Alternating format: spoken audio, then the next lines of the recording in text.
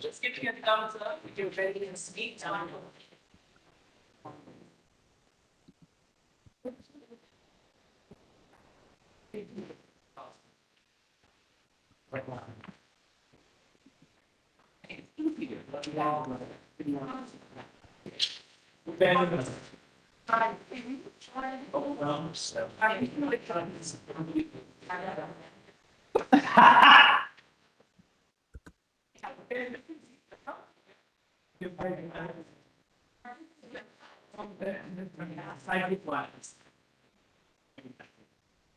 feel good. But I've been doing it. Give me the breath.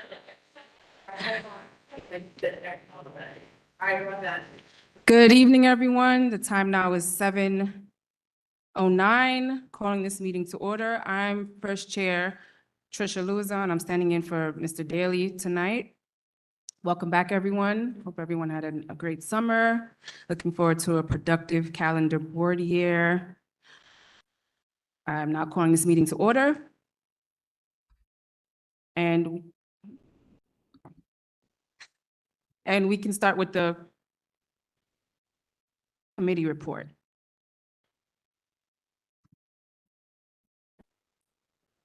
Yes. Yes. Thank you so much. All right. It should be.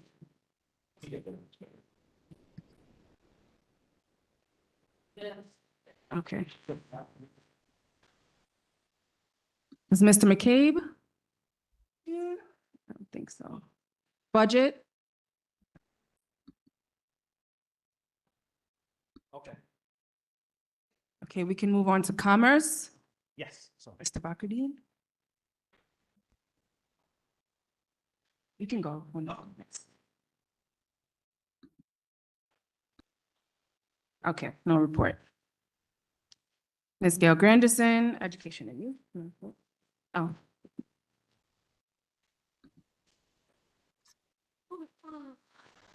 Good evening, everyone. Welcome back. Hope everyone had a great summer. So just want to give a quick rundown of June and August, the activities that the Youth and Education Committee held. So in June, we had our Spelling Bee, which was hosted in partnership with Chase Bank at the Utica and Church Avenue branch. It was supported, event support was provided by Mr. Usher Cunningham, who is a former board member, but now works for JP Morgan Chase and Community Relations in this community.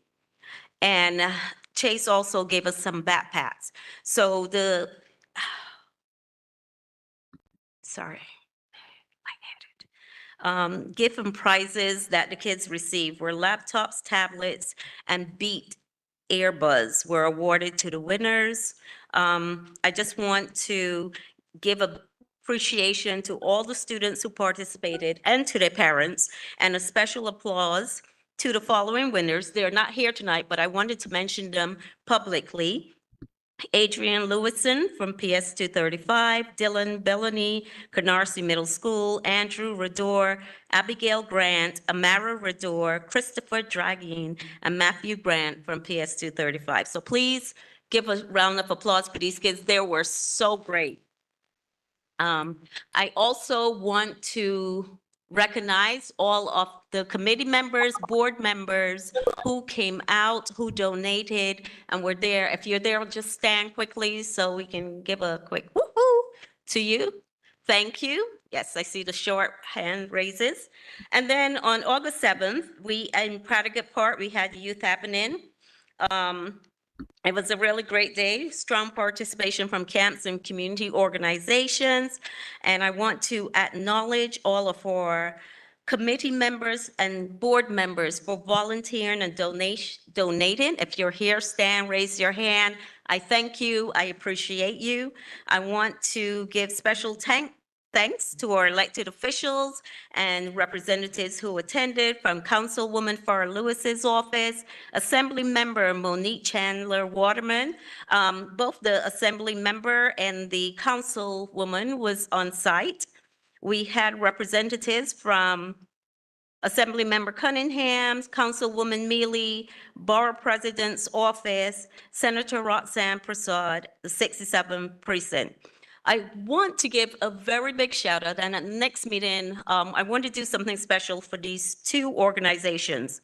Chantel from East Flatbush Village for her leadership in coordinating lunch, and Nathan and his team from the God Squad for setting up and managing the snacks and juice bar and the breakdown.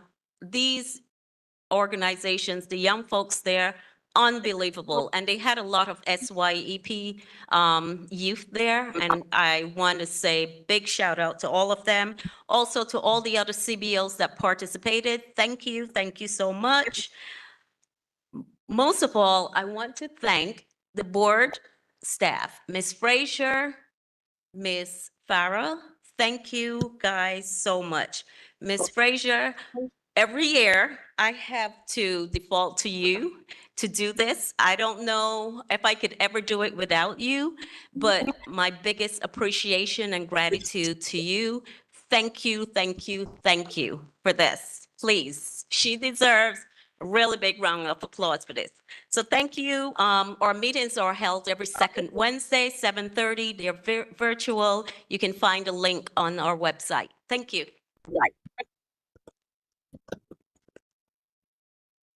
Thank you, Ms. Grandison. Dr. Carol Renaud, Housing and Block Association.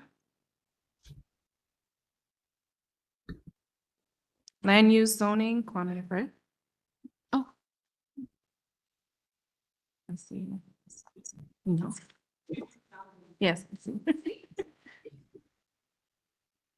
Sorry, Dr. Good evening, everyone. Thank you so much. Life of a public school teacher. I'm running in and out. I'm going to be short and sweet because I know we have important business via Habitat for Humanity and a few of the other public people that will be presenting. But I just want to extend my thanks to the community. Over the summer, we were able to engage with community residents via 20 different block parties that we attended. The hospitality, what you want to hear from us, what you're willing to do with us. We hope that you start attending the meetings, and we hope that you hold us accountable. So we truly appreciate what you did over the summer. At some of these block parties, block parties are so important. There were cancer screenings, there were breast cancer awareness that I saw. There were literacy information being shared. So please continue to do this for the community. The Housing and Block Association, our meetings are held every first Wednesday. The next meeting will be October 1st. We encourage you to engage with us online. Please contact the community board if we don't have your email address. And we also encourage you to please continue to partner with our housing organizations such as NHS, East Flatbush, all of the different housing organizations that are here. I keep saying it over and over and over. There are grants that are available. And these grants, when I sign off on these grants, it's 20,000, 25,000. You don't have to pay this money back. So please continue to engage with our community organizations. Thank you so much, and here's to a great new year. Thank you, Dr. Renaud. Land use? Okay. Land use will yield until the public hearing. Parks and beautification? Public safety and transportation? Sanitation, environmental? Social services? No. Personnel? No report. No report for bylaws. Postal Service? Okay. No report. Communications? Okay, and Brooklyn Cab?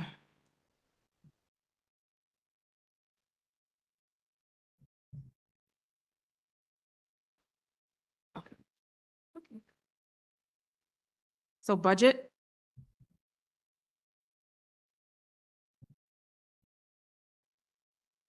Good evening, everyone. My name is Notion Farah. I'm the Assistant District Manager for Community Board 17. The reason I'm here today is about the capital expense budget. A lot of you guys should be familiar, especially our board members, because I've done this for like 5 months already. So now let's move on to the presentations. Okay. This should look familiar to you guys. So we have already completed informing the public about this process, and we also collected a lot of submissions from members of the public. We have received over 200 submissions, so congratulations to all of you guys. The deadline to submit it was on July 31st, and right now today we're going to be working on ranked choice voting on the prioritized ideas. So if you're a board member, you would have received something like this in the back. Right? And if you don't have it, I would implore you to go back to Ms. Frazier and grab a copy. So the way this works, it's actually not that crazy. Let's turn to the back. ACS, for example. This is ACS expense. So what you're going to do is you're going to read the 3 options here and you're going to rate it 1, 2, 3 based on priority. You're not going to mix it with ACS capital or parks. It's whatever is in this section, that is what you are ranking between. Okay?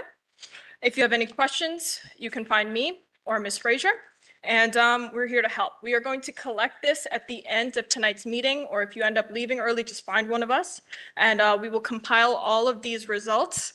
And next month, the compiled report will be voted on by the board. Okay, and then we're going to submit that to DCP, and we will be done till next year. And that ends the budget chair's report. Thank you, Ms. Farah. Are there any other committee chairs that have a report to make?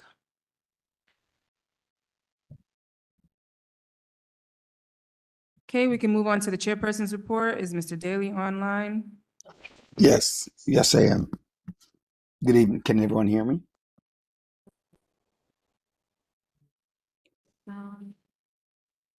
First Vice Chair Lewis-Son, can you guys hear me? We're fixing the sound. 1 second. No, they can't hear you. Stand by, Chair Daly. Can you try speaking again? Good morning. How are you? We can hear you. Okay. All right, so good morning, everyone. Well, good evening, everyone. Excited to take this opportunity out to greet the community and greet all of the community members.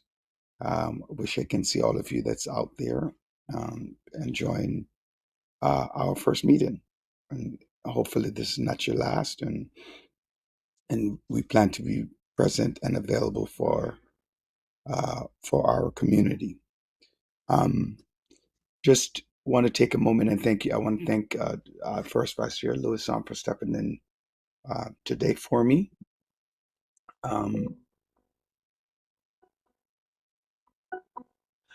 And so just really brief on the report. There are a couple of housekeeping things that I need to go through. And so please just, my report is in no rank order, but nonetheless, all of the information that I'm given, I'm hoping to garner your attention as I go through each piece, right? So first and foremost, welcome back to our executive board. There have been no changes this year on the executive board. And so, that's kind of exciting I'm a very strong believer in consistency and the opportunity to get done. 2, our housing and Black Association chairs for a visit to a number of Black parties over the summer. It was really exciting to see our community at work. It to me to see, and we encourage a lot of our community to participate. It wasn't just block parties, but it was organizational parties and businesses that were having a function to celebrate the blocks and the environment that they were in, and uh, that to me is a symbol of what we constantly trying to remind people to move our community forward and making our community stronger. Um, the new employee update, unfortunately, we don't have one as of this present moment. There are some serious, significant budgetary concerns when we sent the individual in front of the OMB. OMB makes the final decision on what our hiring potential is. Um, and as of right now, our hiring potential is at minimum, right? We even lowered the amount that we had planned to give the individual, and we still didn't meet the amount of money that was available to us to hire the new hire. But we're still working to see ways in which we can have the new hire come on board, um, and working through OMB to find out about that. Secondly, did have a union meeting over the summer regarding one of our staff person. We asked for removal. Um, the union came back and told us that it was not done according to protocol, and so the person was reinstated immediately. Um, we will continue to work with the union to see what can be done to improve the staffing and the community work um, that is happening within the office. Um, so, and again, we are working on to ensure that the office is safe and a complete environment and a positive environment to work in. Just to remind everyone that the community board is governed and committees are governed by Robert's rules. General meaning of Robert's rules is that everyone please address the chair, not an individual. That's the basic function. You raise your hand to be recognized by the chair, and it's in terms, right? So debates last for a certain amount of time, and that you're only allowed to speak once before somebody else can go. So until everybody else get an opportunity to go, you are not allowed to speak again on an issue if time does not permit, unfortunately. Also, that voting, the only difference is voting is done by our bylaws, which is generally majority, and depending on what the process is done by individual voting. At any point, you can ask for different forms of the rules, not different forms, but different understanding of the rules during any debate or any conversation. Any issue that has been voted on, public can have a say, but public does not have a vote, right? Public does not have a vote. So once voting is called, it's only community board members that are on the list will be allowed to vote. I encourage community session. I encourage that the community comes out and voice their opinion on issues that they feel very strongly about, either negatively or positively, commendation, whatever the case is, but they need to come out and do that. Tonight we'll be having a vote for secretary, as our secretary currently is IA, and we'll be voting on that position this evening. Gail Grandison has been our interim acting secretary over the last couple of months, including the summer, and she's been doing a good job. I really support. Hopefully, she will consider throwing her name, or somebody will consider putting her name in the hat to join. Oh, one more thing while I'm here, because I'm actually here virtually. As board members, you're only allowed to vote in person, and there cannot be any proxy voting, and you cannot vote virtually. So attendance is only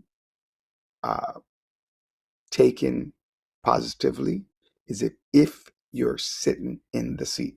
So even though I'm giving my chairperson's report from behind the computer, I'm technically not present to vote on any anything that comes to us through public hearing. I can participate in the conversation, but I cannot vote on anything um, during the voting session. Um, as also community board members and committee members, when you are voting on an issue, please note that if there's any form of conflict of interest, you must recuse yourself from that vote. It doesn't affect a quorum for that vote, but it does affect the vote. So if somebody has conflict of interest, and if you want to find out what that is, just shoot me an email. Or if you're not sure, just ask a question before a vote to confirm whether or not there's some level of conflict of interest. The vote is now null and void. No matter what the vote is, it is now, that vote is illegal. You cannot vote on an issue that you have, and you can be removed from the board and from a committee from voting on an issue that is of conflict of interest. I just want to be very clear. The city frowns deeply on conflict of interest.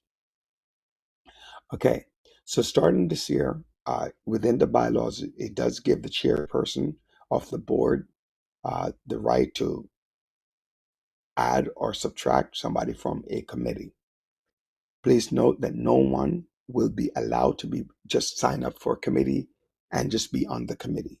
You must be participatory in the committee. So there are things that you need to do to become part of a committee, which includes the most important, to have shown up over a period of time and not just filling out the form and then saying I'm a committee member and not showing up to a committee at all. The number of committees was like 30, 40, 50 people. And at a meeting, we only have 10, 12, 15, which then obviously affects that. So I would ask Ms. Farah to kind of give a brief review of the new procedures, some of the new procedures to joining a committee when it comes up. I encourage strongly partnerships and sponsorships within the board and the board activities. If you know you're having something, please feel free to collaborate with the board. Ensure that you leave all the flyers in the back. Make sure that either Ms. Farah or Ms. Frazier get a copy of your event, or our communications chair, Ms. Nicole Julius, get a copy of this event so that we could put it up on our website. Vice versa, whatever community opportunities we're having, please ensure that you let your constituents know that we're having these events so we both work together to move the community forward. Speaking of which, I am not available over the next few days. Unfortunately, my cell phone is gone, so I don't have a cell phone. So anybody need to reach me, you have to do it by email. And my email is chairperson@cb17.org. Again, that's chairperson@cb17.org. And then I will reach out to you. I would also like to speak to the if the representative for Assemblymember Cunningham is in the audience. Please do shoot me an email. I will try to have a conversation with you off the record. Sorry to do it this way. We're still working on the move. Our first vice chair will talk about that. Also, please, lastly, is we have a number of committees and we have a number of events, of board meetings. One of our big events is October 18th. I'm not sure if the second vice chair is there yet. I know she did not give a report, and I'm on a different screen, so I cannot see. But We have a major event on October 18th. If she's not there at some point, by the end of my report, by the end of the district manager report, I'll come back and talk about that. But please come out, support our other committees, support our event, ask questions, and be responsible for our own community. We can't keep reaching out to other people and not to ourselves to hold ourselves accountable, but we very strongly hold other people accountable for things that are happening in our community, but we don't take the moment to hold ourselves accountable for a stronger community. With that, thank you very much, First Vice Chair, and I yield back the floor. Thank you. All right, thank you. We have one more committee report, Social Services. Good evening. My name is Montserrat Oni. I'm second vice chair and chair of the Social Services Committee. Thanks for looking for me, Chair Daly. Just want to announce that our second annual community fair will be on October 18th. It will be on Utica Avenue between Church and Linden. All are welcome. All are also welcome to participate. If you have an organization, a business that would like to participate, please reach out to the board office. We'd like as much participation as possible. This is for the entire community. It's not just the Social Services Committee. It is all committees and all nonprofits. If any nonprofits are interested in partnering and co-sponsoring the event, please see me afterwards and we can discuss. Thank you. And that will be October 18th from 10 a.m. to 3 p.m. Okay, agency report.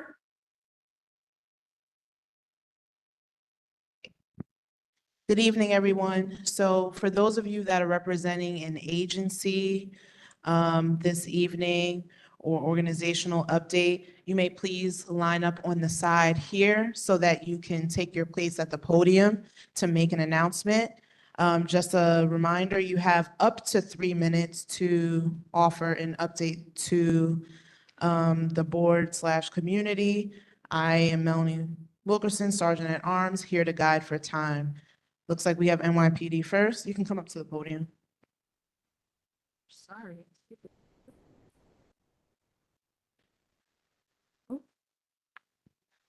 Minutes. 5 minutes. Good evening, everybody. Captain Pierre, I'm the EXO Executive Officer in the 6-7 Precinct. Yeah. For those of you who don't know me, I was a sergeant here in the 6-7 for approximately 12 years.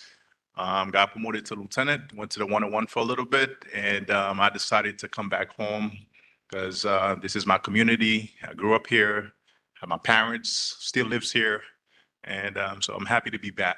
And we had a very, very, very successful Labor Day, and I'm still trying to recover from it because I was out there from Thursday and I didn't get home until Tuesday.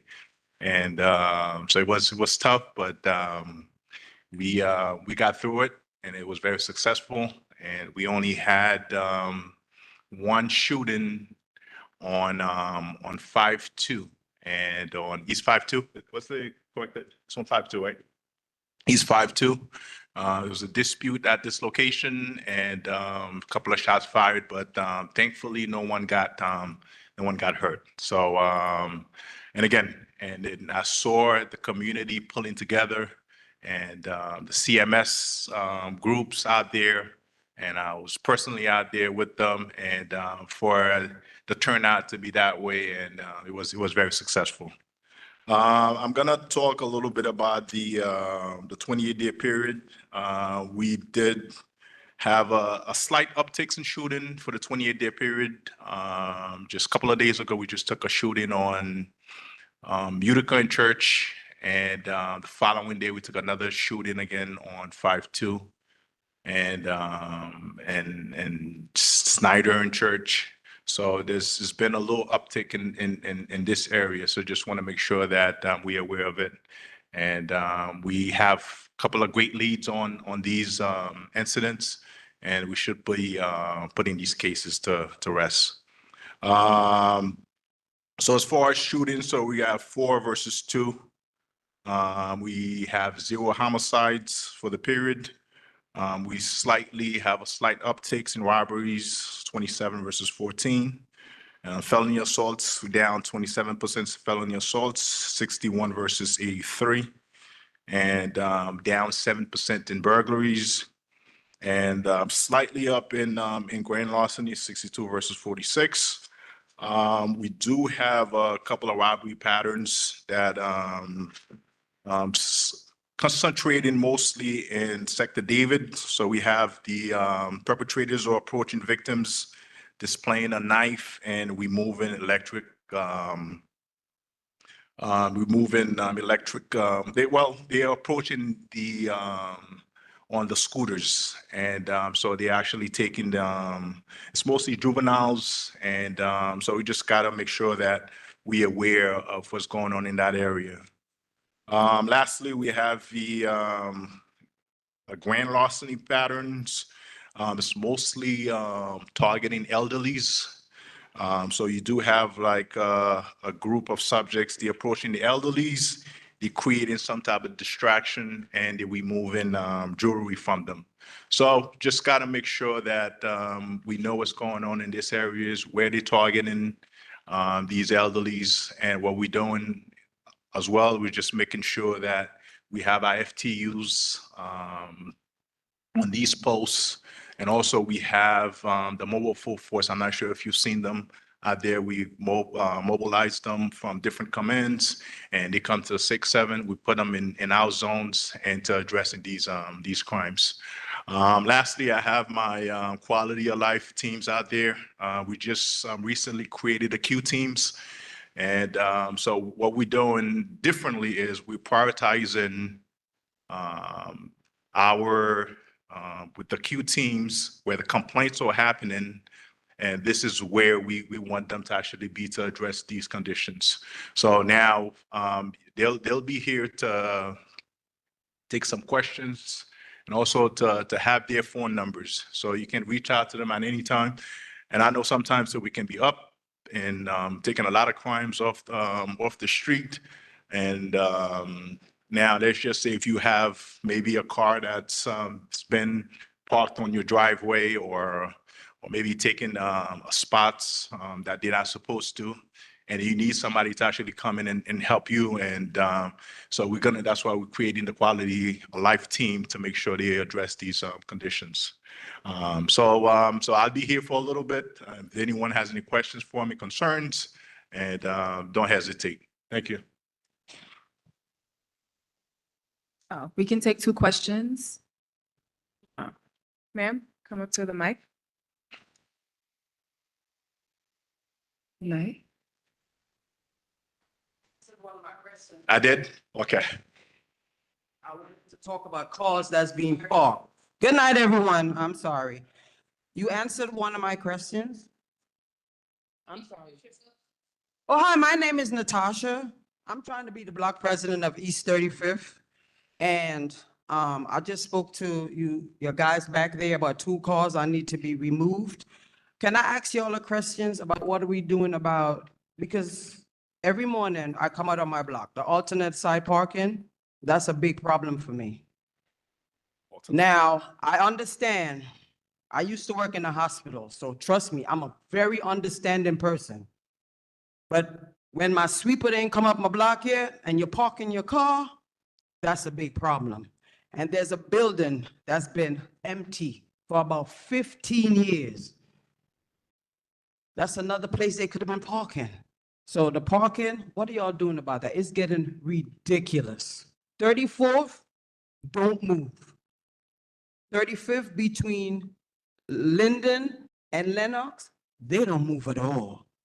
And now they starting to come down my block, but I'm gonna say this. They do be nice to me when I say move, but some of them don't move. I'll be like, can you please move so my sweeper can come up my block so my homeowners won't get tickets? I'm fighting for homeowners. That's me. That's my community. So what I do on my block, but not everybody gonna do that. I blow my whole block. I clean my block. But 34th is not being cleaned, so I need to know what's going on, please. Okay, so before you came down here, you said you spoke to the officers, right? About my cars that I need to move. We have their contact number. I sure do. All right, so that's precisely the reason why we have the Q team. In addition to that too, I know parking has been an issue for a very long time. We've towed 263 vehicles off different blocks. They, a lot of times, so they just park there, they're doing, they don't have plates. They just leave the cars unattended. So it is definitely not a good thing for, especially if you live on that block. So we've towed 263. So we have our partners we reach out to, and then we do an operation to actually solve that problem. So, but I'm glad that you got the information. So I'll follow up with them, just to make sure that situation is. Oh, you don't need to trust me. I'll follow because he knows me. And I'm sure there's some people in here who have seen me before. When it comes to my community, I'm fighting for my community. I've been living in this community since 1988.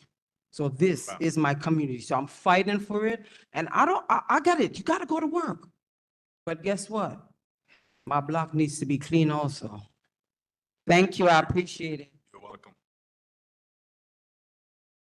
Any more questions? Come up to the mic, please.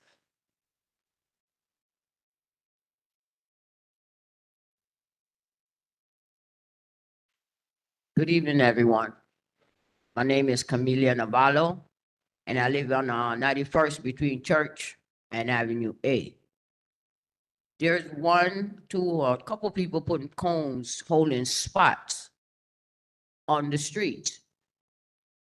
I've put in a report. On September 1st, there was a big altercation on the block because of these cones. It had nothing to do with me. But then it came across to my house. The person that places these cones confronted me. And I'm not going to fight a male because he always jumping in females' faces. So trying to be the president of the block association, I'm trying to avoid somebody from getting killed on that block because that's where it's going. That is exactly where that is going. I don't know if they don't listen to the news or not because this is what's going on.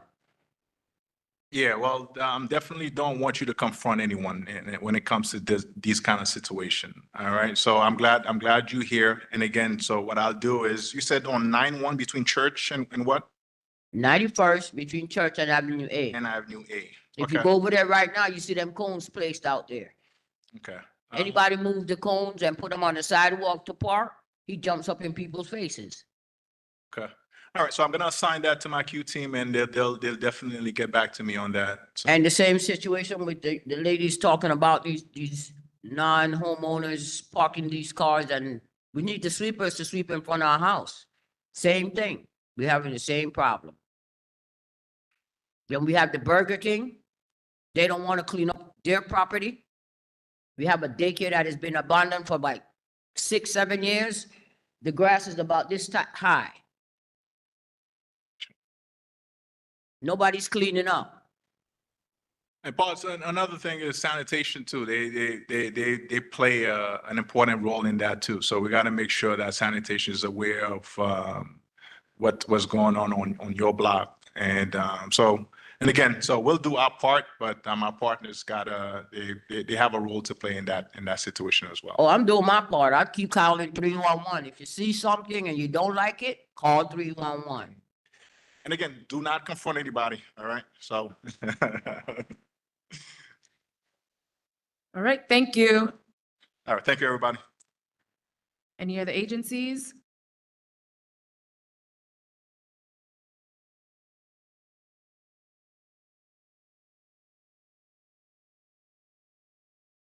All right. Good evening, everyone.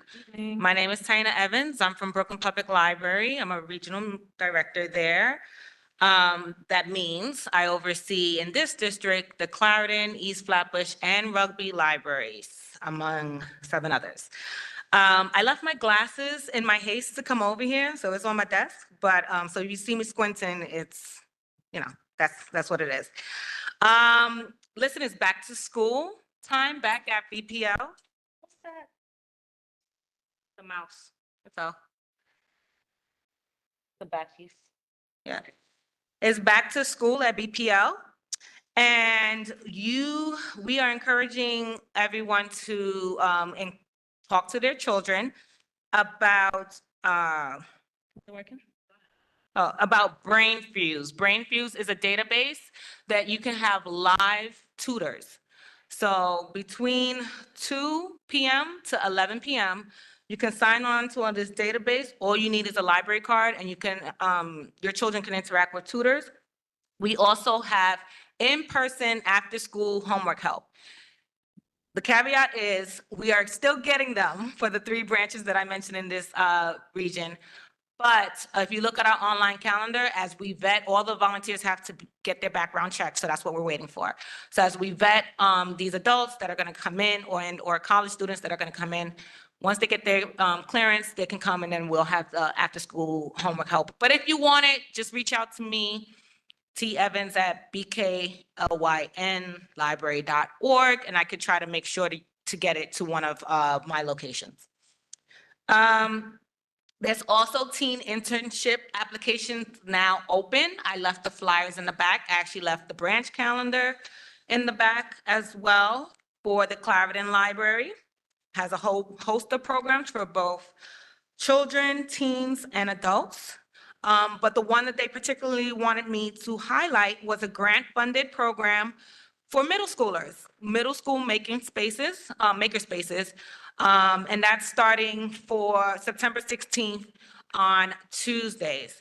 The Rugby Library wanted me to highlight their arts and craft this Saturday. They just had steel pan with, I just saw Alton Tropical Fete.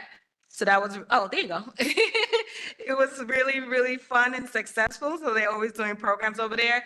And East Flatbush, I believe, is doing constituent service. I do want to thank Councilmember Farah Lewis for funding a next series of photography workshop that will be happening in January for high schoolers.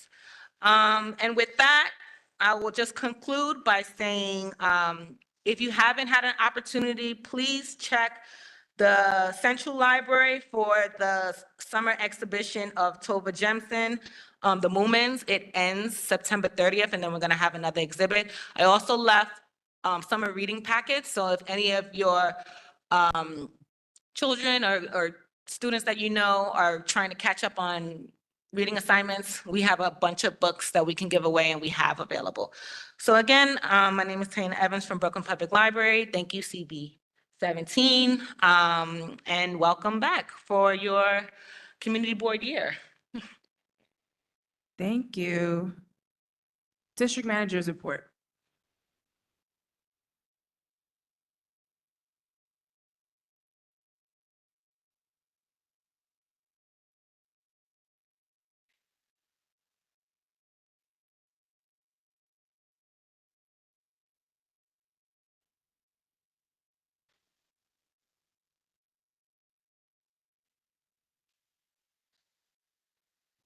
Running here made me realize that I'm not as active as I used to be, so.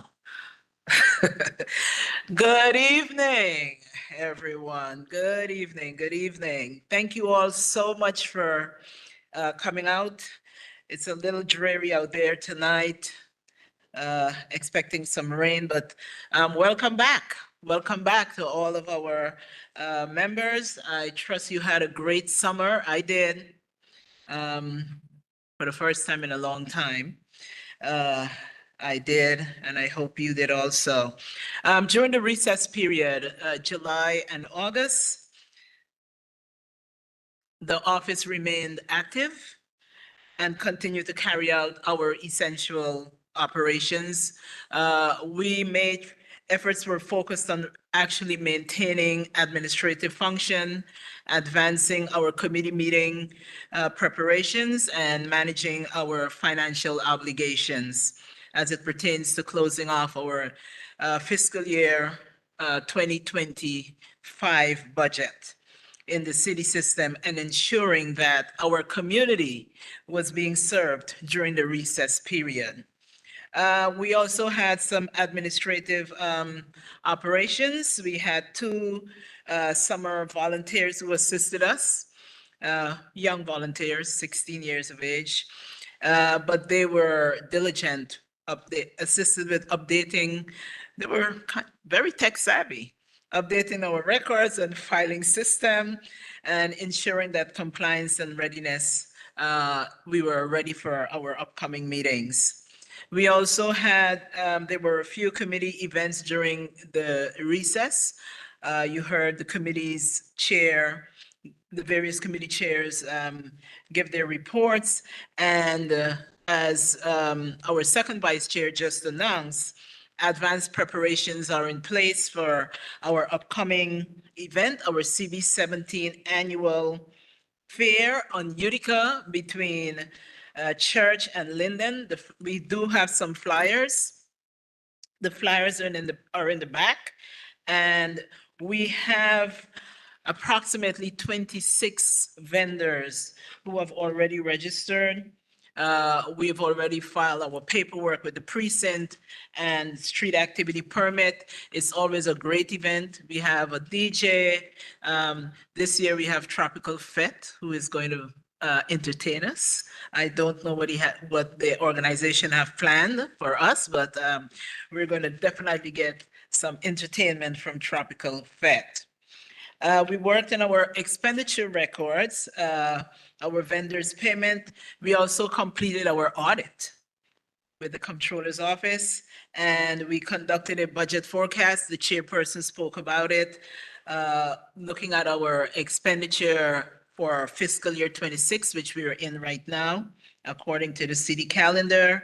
And I know that the Assistant District Manager and the Chair of the Budget Committee, Mr. McCabe, they have been working diligently on our capital and expense budget, which is separate from our internal budget.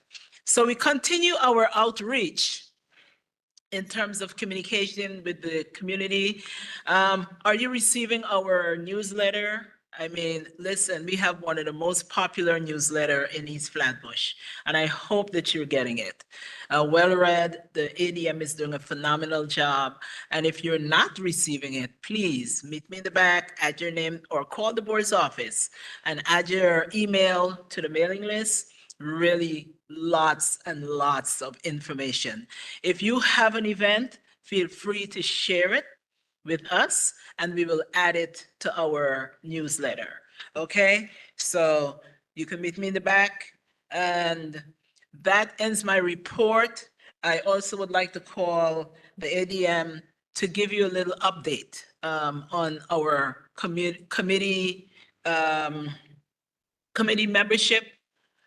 As you heard the chairperson said, we had to make some changes, and changes sometimes is necessary. So Ms. Farah, please come and talk a little bit about the committee membership and the importance of committee members attending these meetings to give a quorum so that when we get here to the general board, we know exactly how to vote. Thank you. And thank you so much again for being here. You are appreciated. Thank you.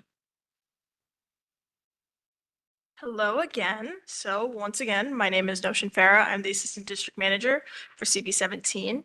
So due to the lack of quorum, the requirements to become a committee member have been updated. So before you would just fill out a form, you've probably seen the physical copy or filled it out on our website. That has caused a lot of issues with getting quorums within our committees. We have a lot of people, especially during events, who register to be a part of our committees and then they don't show up. It's unfortunate. I'm not going to say which committee. We have a committee that had almost 80 registrations, and then the actual attendance was close to like 15, 20.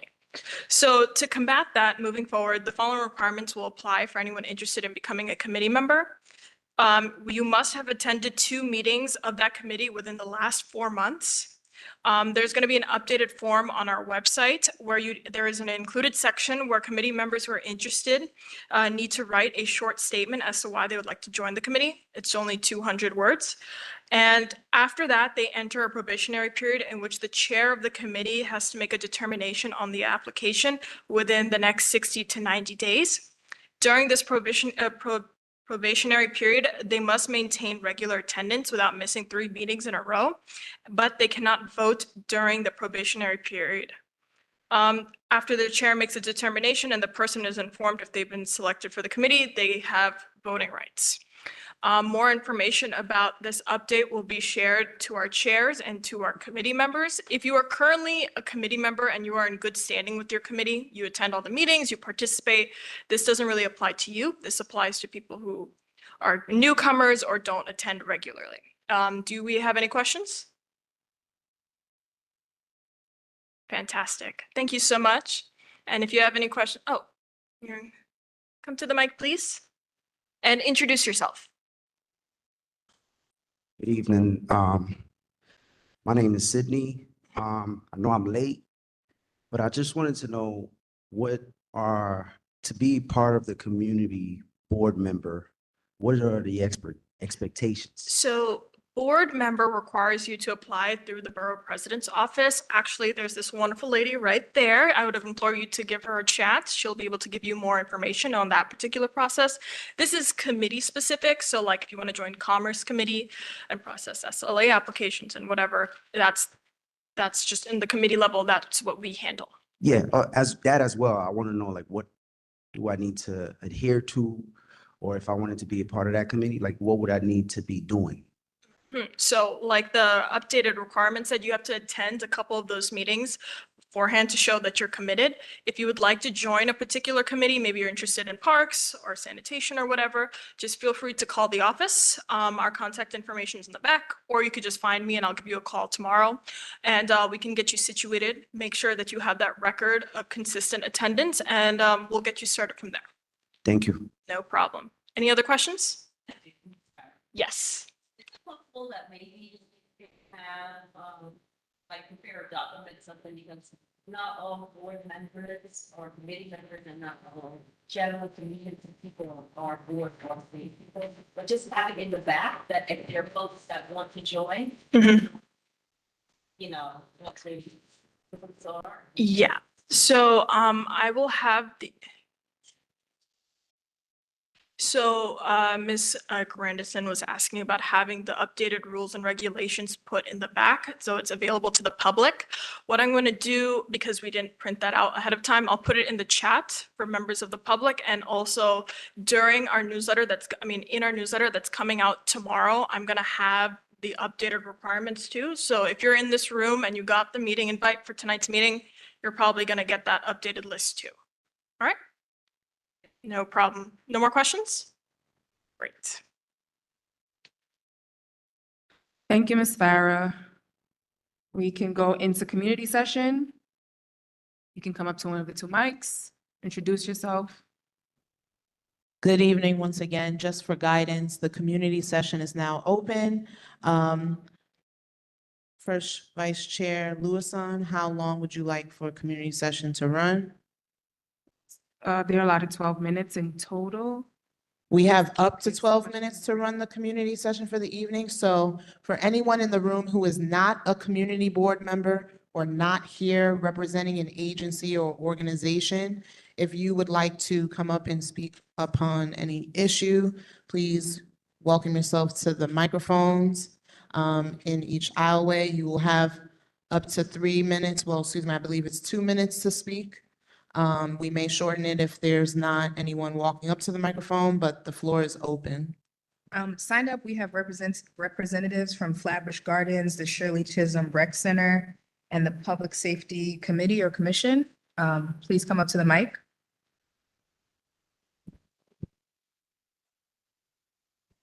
Anybody here from Shirley Chisholm Rec Center? Please come up. And if you're here representing Flatbush Gardens, looks like Adora Levizar. No.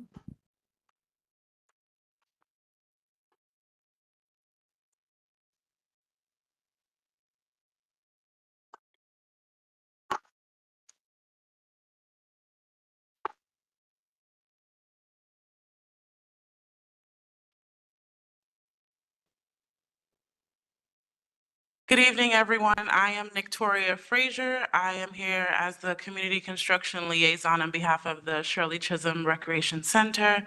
Welcome back from summer recess. I hope that everyone had a wonderful summer. I don't have any significant update aside from the fact that we will have a date soon in terms of opening. We're really, really close, and I'm super excited for everything that I've seen.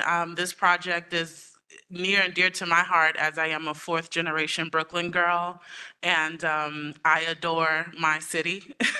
So to see the Parks Department, Department of Design and Construction, the developers come together to see Community Board 17, which my father, my great-grandmother, my grandmother is from, to see everyone come together and provide these resources for our children, ourselves, our elderly is absolutely spectacular. So I just want to give my personal thank you to the committee for everyone who does very hard work here.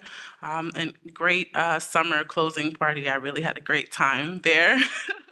I just want to say thank you to everyone, and please keep your eye out. We do have a weekly update that goes out to the community.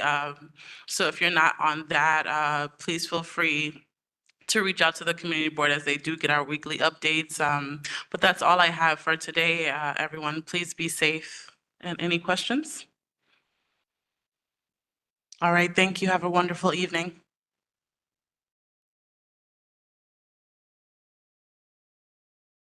Any other community session? This is time for nonprofits to speak, concerned communities, members. If not, we're going to move on to the legislative session. Okay, so moving on to the legislative session. Sorry. Okay. I want to go in order of sign up. So the Brooklyn Borough President's office, and then Farrah Lewis's office. And then after that will be Monique Chandler Waterman, representative from those offices. Online, we have one online. Thank you.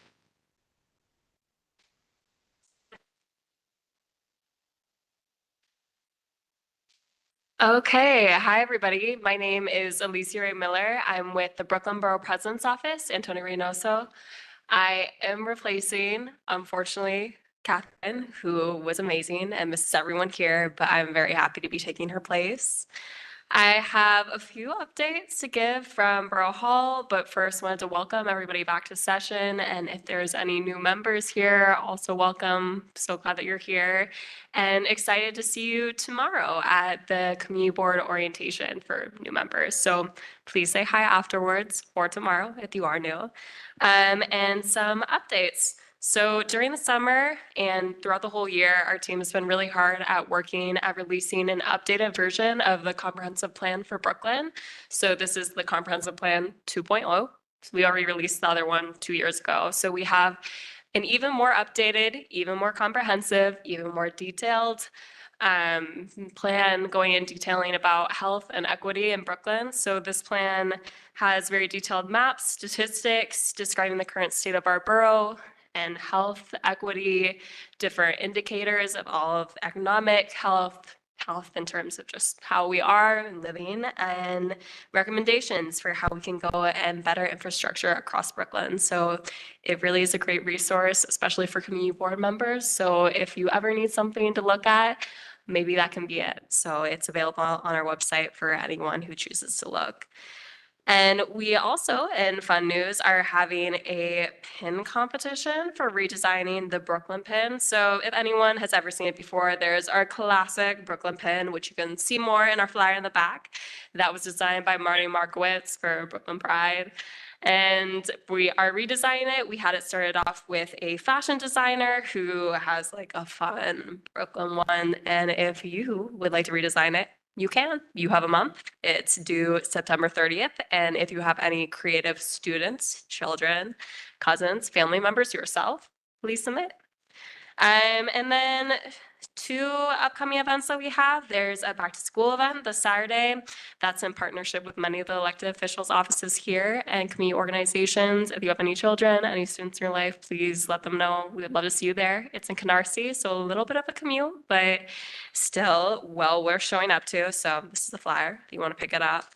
And then next Thursday, we are partnering with put the guns down to go and see a documentary showing in Herbert von Kuehn Park.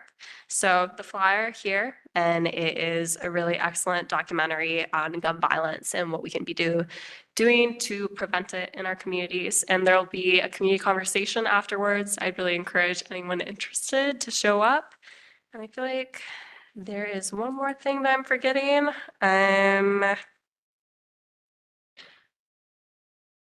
That's all for me. Thank you guys so much and happy start to the new session.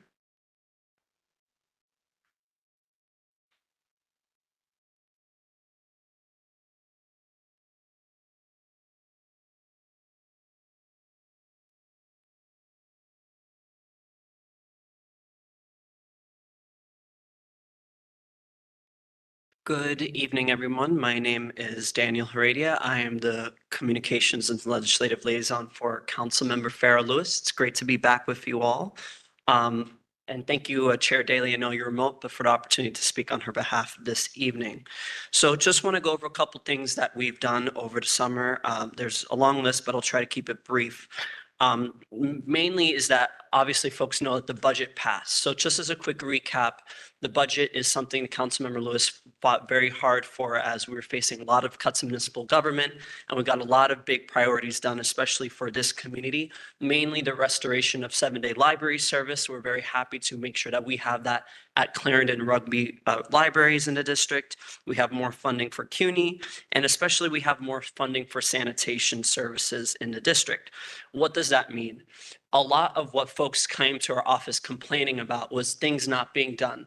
Illegal dumping in many places, illegal dumping in our parks. Luckily this year we were able to get over $200,000 for new cameras in specific locations, Utica and Farragut, Glenwood Road, Albany, more spots in the district that we've seen chronic illegal dumping.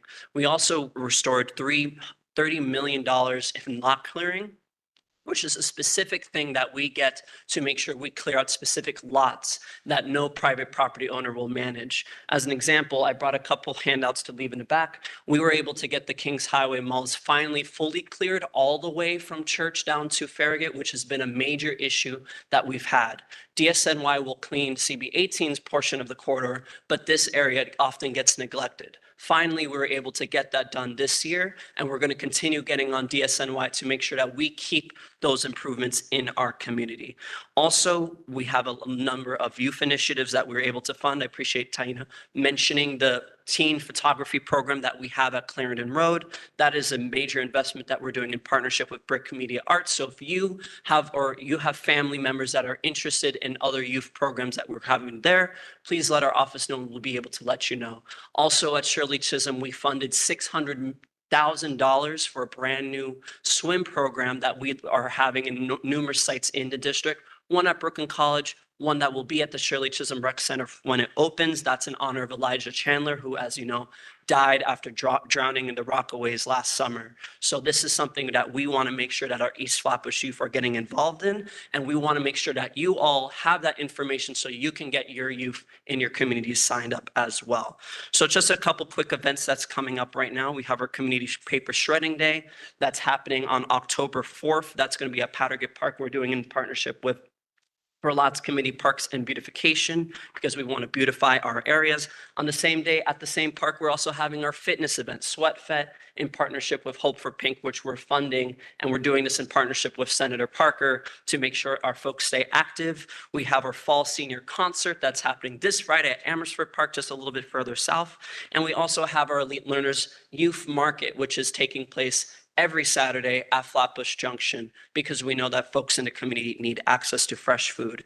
And in terms of just making sure that you all can stay in touch with our office, we have had some staffing shifts and we are hiring to make sure that we can ensure that we serve every part of the community. I'm still going to be here serving CB 17. My colleague Sabrina covers CB 18, and we are hiring new staff to make sure that CB 14 gets covered as well. But if you have any specific questions, do not hesitate to call our office and make sure that if you are a chair of a committee and you would like a presentation or updates, please give us our office a couple weeks in advance to make sure that we can speak to your committee directly to get these problems solved. So on behalf of Councilmember Farah Lewis, I wish you all a beautiful evening and take care. Thank you.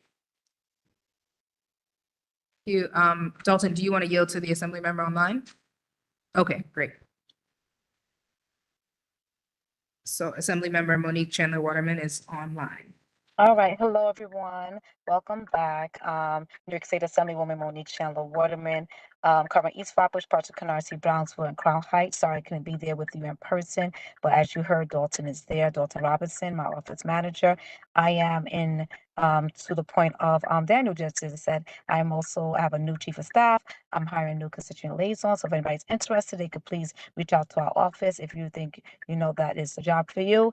And we do have a new constituent liaison. So please bear with us as we're doing this transition to bolster the work we're doing in our office. Thank you to the board. Thank you to our chair. Thank you to the district leader. Thank you to the executive board and the whole body. There's been a lot of incidents that's happened in our community relating to mass gun violence incidents and a string of shootings outside my office after having a mass gun violence briefing with over 100 electeds on the federal, state, and city level. And the agencies to discuss the mass gun violence term of 3 or more being injured, 3 or more being injured in multiple shootings within 7 days, and 4 or more being murdered. Unfortunately, there was a shooting right outside our office. A young lady, 52 years old, was struck in her ankle. The anti-violence groups, Project Echo, God Squad, and East Papa George Inc. was able to support with NYPD to render stop the bleed and also to get her to the ambulance and also did a shoot and response. I just want to let y'all know there is hope. Even though these shootings are happening, we are fighting to still advocate for community center funding. We're still advocating. I know we have, thank you to the council member and a host of us as electeds. We got something at Nostrand and Foster, but we need something on the other end of the district by the 40s and 50s. So we need a community center concept. We're fighting for after school programs also for full funding for these groups on the ground.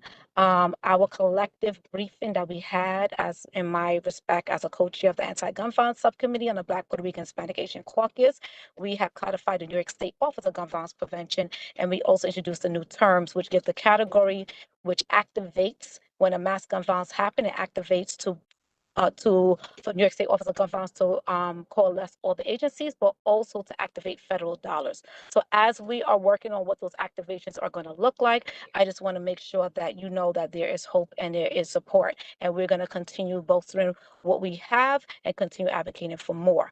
On Saturday, as we deal with the trauma and mental health in our district, Daniel Prude was a young man that was killed in Rochester while having a mental health crisis with a police-involved incident. We are recognizing Shahid Vassell, Dwayne Jr., those who have been killed in the same manner in our 6-7 precinct and beyond.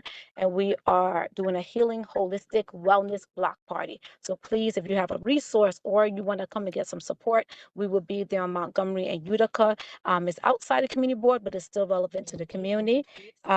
We do have a host of events. We have a food giveaway. And we also, tomorrow, in front of my office, 903 Utica Avenue, between Church and Snyder, between 3 p.m. and 6 p.m. Dalton will have the flyers that he is giving out. And the last thing I would say is, with Daniel's Law, we have passed a pilot program that makes sure that it's culturally sensitive when it comes to mental health within your communities locally and also throughout the state. And we do not believe that police should be involved with mental health crisis. We believe in mental health professionals. So I thank you. Welcome back to everybody. I hope everybody had a safe Juve and Labor Day. And I want to shout out all the anti-violence groups, the Cure Violence, all the stakeholders, electeds, and agencies that supported during this Labor Day, as almost 400 community members and people were underground with stipends and funding to be able to support and bolster what NYPD is doing to make sure there's no tensions as we celebrate our culture of Juve and Labor Day. So thank you so much. Thank you for your time.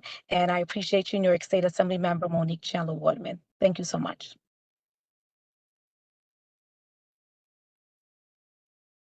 No, there's another online. We have 2 more in person. So Senator Myrie's office and Councilmember Mealy. And then we can do the elected that's online.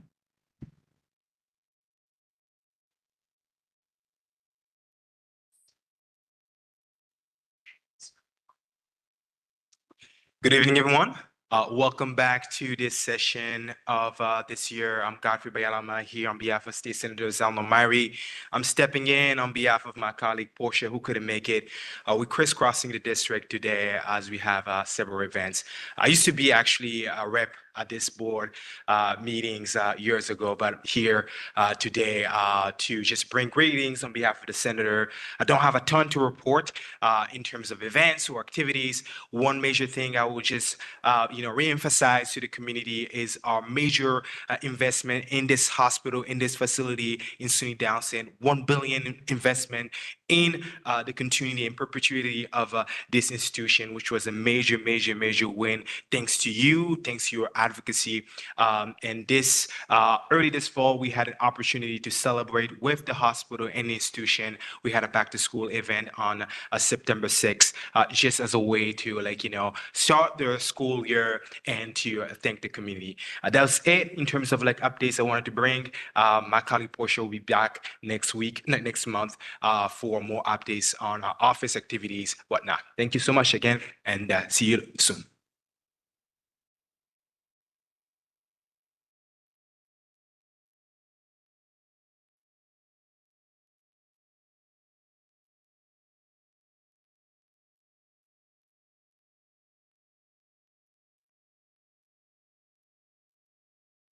Good evening, everyone. My name is Ayana Williams. I'm the Chief of Staff for Councilmember Darlene Mealy of the 41st Councilmanic District. I'm going to keep it brief because I have quite a few things to share, so I'm not going to go over the summer. We did have a successful Youth Day block party, which we hold every year at Brevoort. We also had a gospel night, which was beautiful. Moving forward, now that it's September, kids are going back to school. Things are starting to change. The weather's starting to change. But we have a few events coming up. Our normal events are still the same. On Mondays, we have 2 immigration attorneys that come to our office. If you call our office, you can make an appointment to see a CUNY attorney. That's 718-953-3097. On Tuesdays, we have a housing specialist that comes in that assists you with existing housing issues. And every second and fourth Wednesday, we have someone to come in to help people with Housing Connect as far as registering in the system and teaching them how to navigate the system to secure housing. As far as events goes, starting last week, actually, we have Boots on the Ground, where we're teaching people the line dance at Mount Ararat Senior Center. So that's Fridays from 2 to 3:30. The flyer's in the back. If you want to come join us, please do. It's a lot of fun.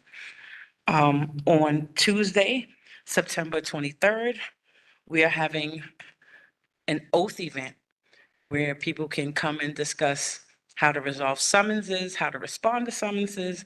Very important for homeowners, quality of life issues, simple violations that people get ticketed for, some things that a lot of people don't understand how to navigate. You can definitely come and talk to a representative from Oath to teach you how to handle that. On Saturday, September 23rd, we're having our Community Advisory Board meeting, which we have the last weekend of every month. We will have the Q team present to explain their function in totality. And you'll also be able to address any issues that you have for yourself. On October 1st, we're going to have a shredding event. And that's going to be behind 629 Kingsborough 6 Walk, which is between Ralph and Dean. If you are familiar with that area, you can bring all the paper that you need to get rid of to secure your stuff from identity theft, old bills, old anything that has personal information on it that you want to get rid of, things in bulk. It's not really for businesses, it's more for individuals, but the goal of the operation is to make sure that nobody is stealing your identity when you discard things. And that's it. Thank you. Thank you. We have someone from Senator Prasad's office or Senator Prasad online. Sure. Hi, good evening. Can you hear me? Yes.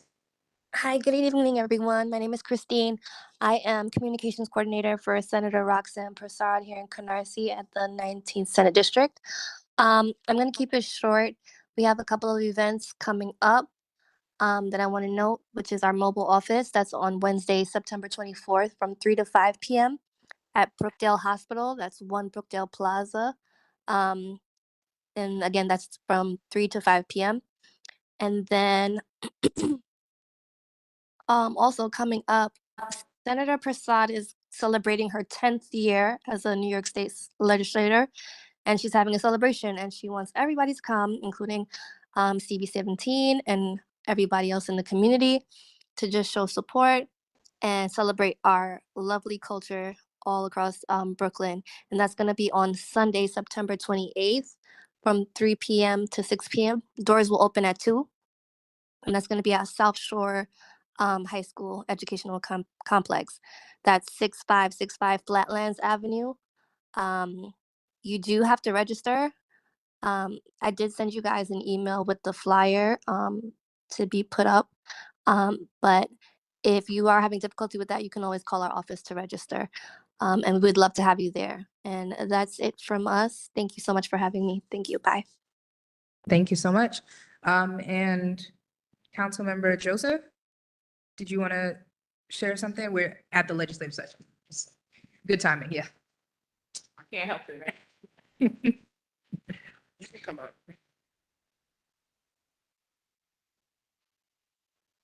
Good evening, everyone. Oh, y'all still sleeping, okay. Good evening. Well, I just wanted to share a few updates from the budget. I'm sure a lot of you guys probably know July 1st, we passed our first, my 4th budget already. And of course, I'm the education chair in the New York City Council.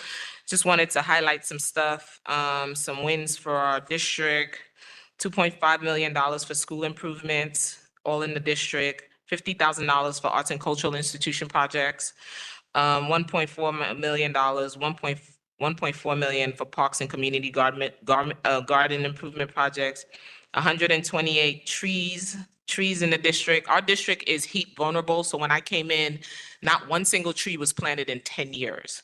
So under my leadership so far, we've planted 1,000 trees and more to come.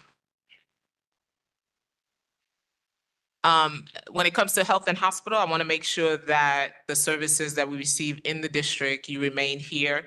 So at health and hospital projects alone, I've invested $8.9 million for improvements in trauma, renovation of hospitals, upkeeps to make sure you could stay in the district and get quality care. In housing and community development, invested about $3 million, and a lot of our schools got computer labs, room renovations, playground upgrades, PA systems, STEM labs, libraries. For example, when Erasmus Hall campus have not seen a renovation, I don't know for how long, so we're doing that whole campus from top to bottom. If you live near Wingate, we're doing that park, $21 million investment, the whole park, including the school. You can clap, it's okay, you can clap. These are your wins. You sent me to fight and I brought them back home. You're welcome. Mutual Apartments, if you live in that, invested $2 million to help with your repairs. You reached out to the office and we said yes. And we're making sure that St. Vincent, we're having a foster youth, aged out foster youth project in our district. Super excited about that. Lincoln Road Community Garden, if you go to Maple Community Garden, for years, the women that worked in the garden were carrying water from the firehouse. And the firehouse is on Rogers and this is on Maple.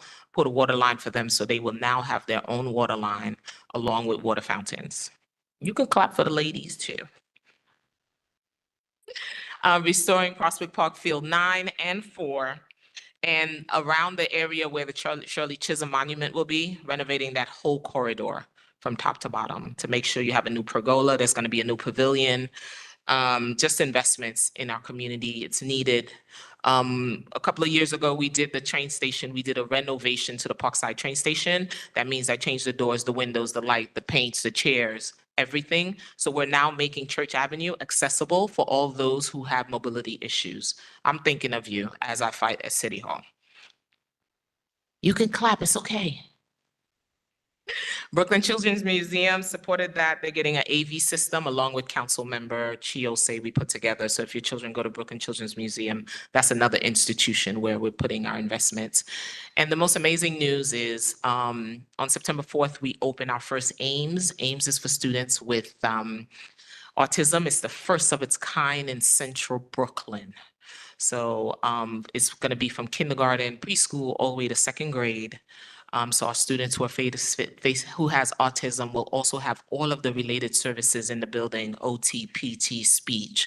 It's a big deal because they have it in every other community but ours, and I fought and we got it here, right here in Central Brooklyn. So I got y'all. Y'all send me to fight, I'm gonna keep fighting. At the end of the term, I passed a very personal and near and dear bill to me. I was a foster mom, I adopted my boys, everyone knows that. And when they came to me, they came with plastic bags, and that resonated with me for a very long time. And I passed a bill that would do away with whenever a child is entering, exiting, or leaving the foster care system, they will no longer carry a black plastic bag. So that's what I'm doing in the council, and of course, amazing projects in the districts. I'm excited to be your representative at City Hall. I cause a lot of trouble, but trouble is a good trouble, and I always make sure our community is center in that trouble that I'm causing at City Hall. So thank you all. Thank you so much. And last online, we have someone from Kevin Parker's office, Senator Kevin Parker. Yes, hello. Hi, everyone. Good night. This is Rhea Smith. I don't have much tonight. I won't hold you up too long, but there are 3 events coming up. Our senator is excited to get back to work with you, and we're happy to be on the call today and invite me to your space. Thank you to all of the hard work of all the elected officials and their staff that's on tonight with proper updates. And Council Member Joseph, thank you for the mutual apartments and the Wingate. I personally experienced the wonderful benefits of that. So thank you, thank you. Coming up for Senator Parker, September 13th, there's first annual health fair at Flatbush YMCA, 1401 Flatbush Avenue, starting at 12 p.m. On September 27th, I think I put it in the chat, the New York Black College Expo at LIU College from 10 to 3 p.m. And that's on a Saturday. It's an annual event. If you have youth that are trying to figure out and navigate college, financial aid, and all that wonderful stuff, that is a place for them and their families, decision makers to be. And then lastly, October 4th, 12 p.m. to 5, a Sweat Fet Hope for Pink, and it's basically for breast cancer awareness at Pattaget Park, Albany Avenue, between Foster and Farragut. As you know, we have immigration services, housing, legal, mammogram, maternal health, and a number of other resources and services available. Our office is located at 3021 Tilden Avenue, and the phone number is 718-629-6401. My email address is also in the chat, smithann@nysenate.gov. Thank you. Thank you very much. Any other elected officials online?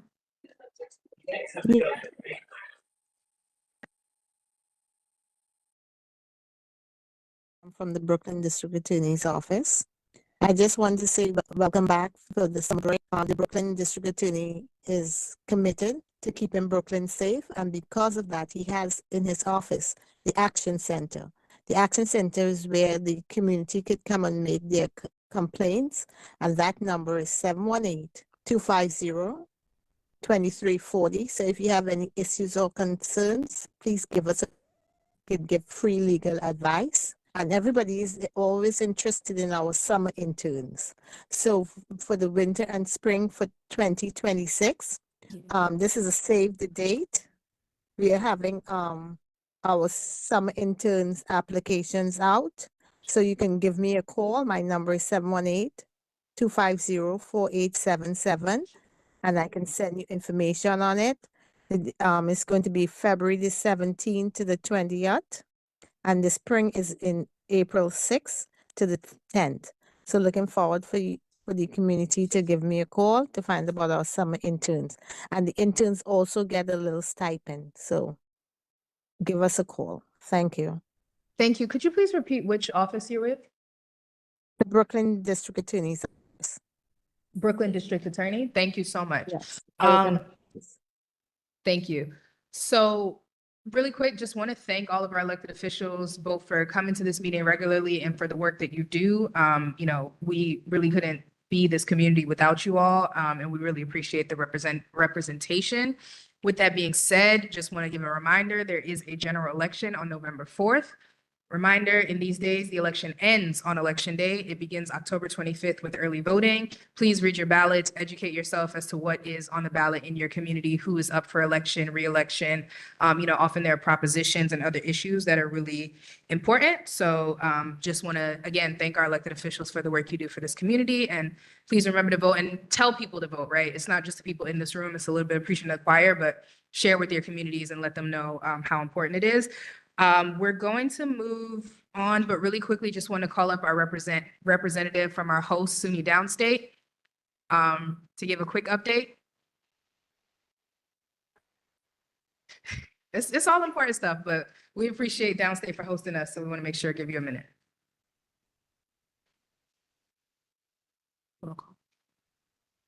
Thank you so much. Good evening, everyone. That sounds better. Thank you, Councilmember Joseph, for all that you do and that you woke the room up. I will say that for sure. This is not a funeral. This is a community meeting. So I need you guys to be a little bit more happier. I know you may be having some civic issues or somebody making noise on your block, but we're here to support each other. When Senator Myri's office announced that we got the $1 billion, y'all didn't clap. Can we clap for the $1 billion? That's huge. We have never been invested in. I was born in this hospital 20 years ago. Don't you laugh. And you gonna laugh, Hassan? And literally, it was a year and a half of stress, but we did it. And if it wasn't for y'all and your annoying chair, see that man that's not here? He fought. He was in every room. He gets on my nerve, but I love him because he made noise. CP 17 and CP 9 did their job on the city level. My council member did her job where she could. We're state, but when everybody comes together, we're one. Because when you come through the ER or whatever it is, and no, Downstate is not perfect, but we are the only teaching hospital in Brooklyn. Give that a hand. So there will be some work to make sure that our babies that walk to Wingate, PS 92, my daughter goes to 235, to let them know that they're walking past actually a university with dorms and students. We have a lot of work still to do, but we need your support in doing it. Our partnership is you coming in here once a month, 10 times a year, and holding your meeting. Our doors are not open to everyone. So we got to tell our neighbors and friends to fill the room and making sure that we are supporting this board, our chair, and all the work that continues to need to happen, not only in our healthcare facility across the street, on Atlantic Avenue, at Brookdale. We're all going through the same fight. It's just a different CEO and president. So on our campus, like Senator Myri's office, Godfrey spoke about, we had an awesome health fair. Thank you for anyone that came out, got to see it. We had a ball. It was a needed celebration after a year of stress. And we did tons of screenings, and that's what we want to do, get people coming back to take care of themselves, especially our men. We focus on men's health awareness this year, and our men's pavilion was led by our hospital police. They were so excited to be a part of that work. So we're going to continue to have a men's pavilion, children's pavilion, and an older adults pavilion. Women, we don't need a pavilion, right? Because we are the pavilion. We need everyone else to come out and we take care of them. Once we take care of ourselves, everyone hopefully will follow. And with that being said, we have 2 events to close out the month. Eats, Streets, and Beats is a pediatric nutrition, an academic event that will happen this Saturday, right here. Auditorium part is the education research. If you're into that part, it gets very techy, but good information. That's from 11 a.m. and then at 3:30, we're in the atrium and in the Grove to celebrate. We're having Kumbe. We're having a Panamanian marching band, the famous one everyone knows. I'm sorry, I don't know the name. I'm just representing PEDS. And we have a Sesame Flyers come out. And we're gonna have different sessions, gonna be vendors, very light, but the pediatric doctor that's doing this, Dr. Wallach, is like so excited to bring something to the community. And that's what we need is our doctors to understand the connection with the community and that we are here and that we have to take care of our children and their nutrition has to change. My daughter thinks that Wendy's is it. It is not. But when you're Russian parents, we got to do what we got to do, right? So it's about starting at home and making sure our doctors are able to assist us in dietitians and what we need in nutritional value and understanding what is important for our babies to have a healthy lifestyle. And lastly, bridging off of exactly what our council member mentioned, we're having an autism resource and awareness fair here next Sunday, the 28th, from 1 p.m. to 5 p.m. It'll be held right here in this corridor, auditorium, atrium, and the Grove. If it doesn't rain, we'll be out there too with resources, activities, entertainment for all those on the spectrum. We have a great program called the Brooklyn Lend that works with families with children on the spectrum, but we'll have organizations like My Time Inc., Versatility, another new group that's coming out. There's a ton of people coming out to service it. Do not be afraid to get your children screened. Do not. It is not a stigma. It's not cooties. It helps our babies thrive. My daughter has an IEP. I made them give her IEP because she was a toddler going into 3K during COVID. She knew how to socialize with adults. She cackles like a 90-year-old woman, but did not know how to socialize and adapt and write with the left from the right because of old Caribbean culture, switching left hand from the right.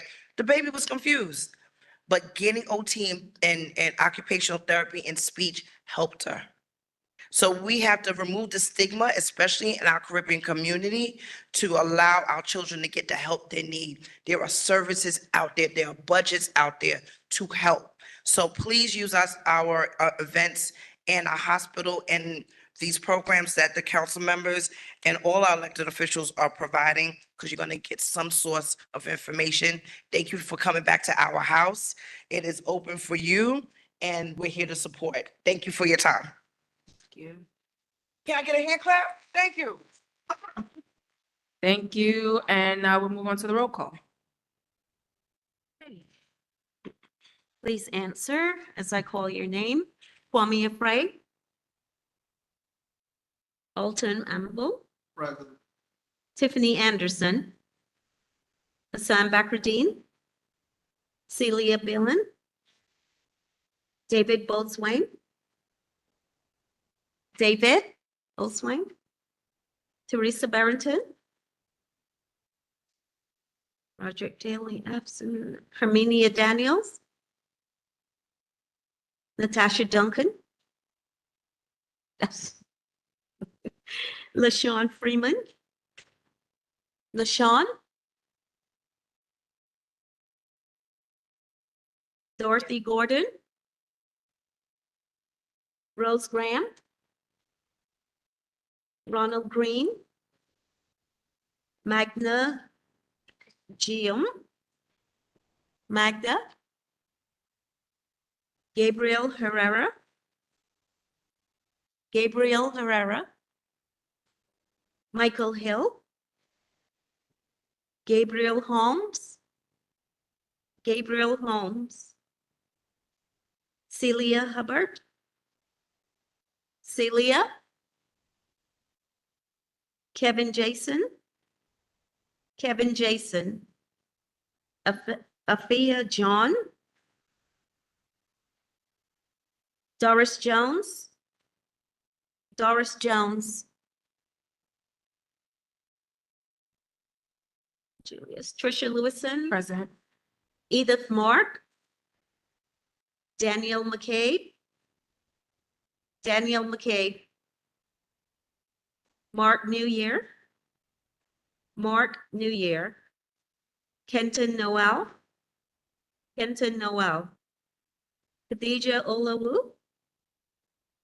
Khadija. Montserrat Oni. Danae Peters. Kaya Phillips. Kaya Phillips. Deborah Pointer. Deborah Pointer. Carol Renault. Chelsea Rouleau. Ariana Savak.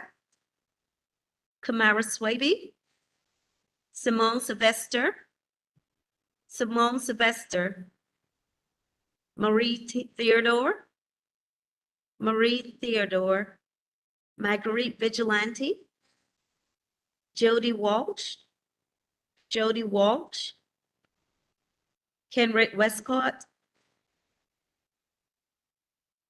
Mr. Westcott. Melanie Wilkerson. Thank you.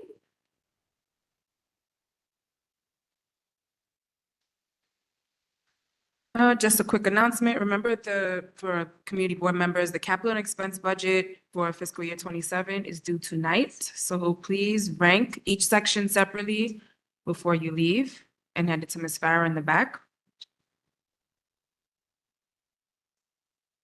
Oh, yeah. In the meantime, the applicants can come forward, Elite Manor.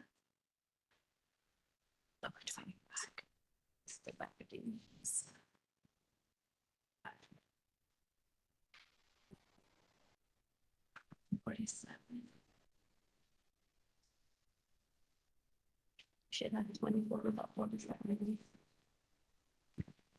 Good evening, everyone. Hassan Bakardine, Commerce Committee Chair, and welcome back. Board members, nice to see you guys. And I see some of you during the summer, so it's good to see you guys back.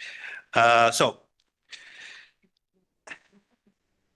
can we get a representative from Elite Manor to come on up? I think Mr. Agard's in the house. He's still here. Mr. Agard, are you here? There you go. Come on up. Mr. Agard, come on up. And then we have Galaxy Bar and Grill. We have Mr. Carmel. Mr. Carmel, come on up, sir. Come on up. Come right here. And the cannabis license for Navarna Springs. Is the representative here for that? No? All right. So we'll start with the license for Elite Manor. And this is a new application. Mr. Agard is representing them this evening. Last night we had our meeting. Unfortunately, we were not able to reach quorum. So we did not vote on that, but which is, it's okay. But he's here to represent, and Mr. Agard, you go right ahead, sir.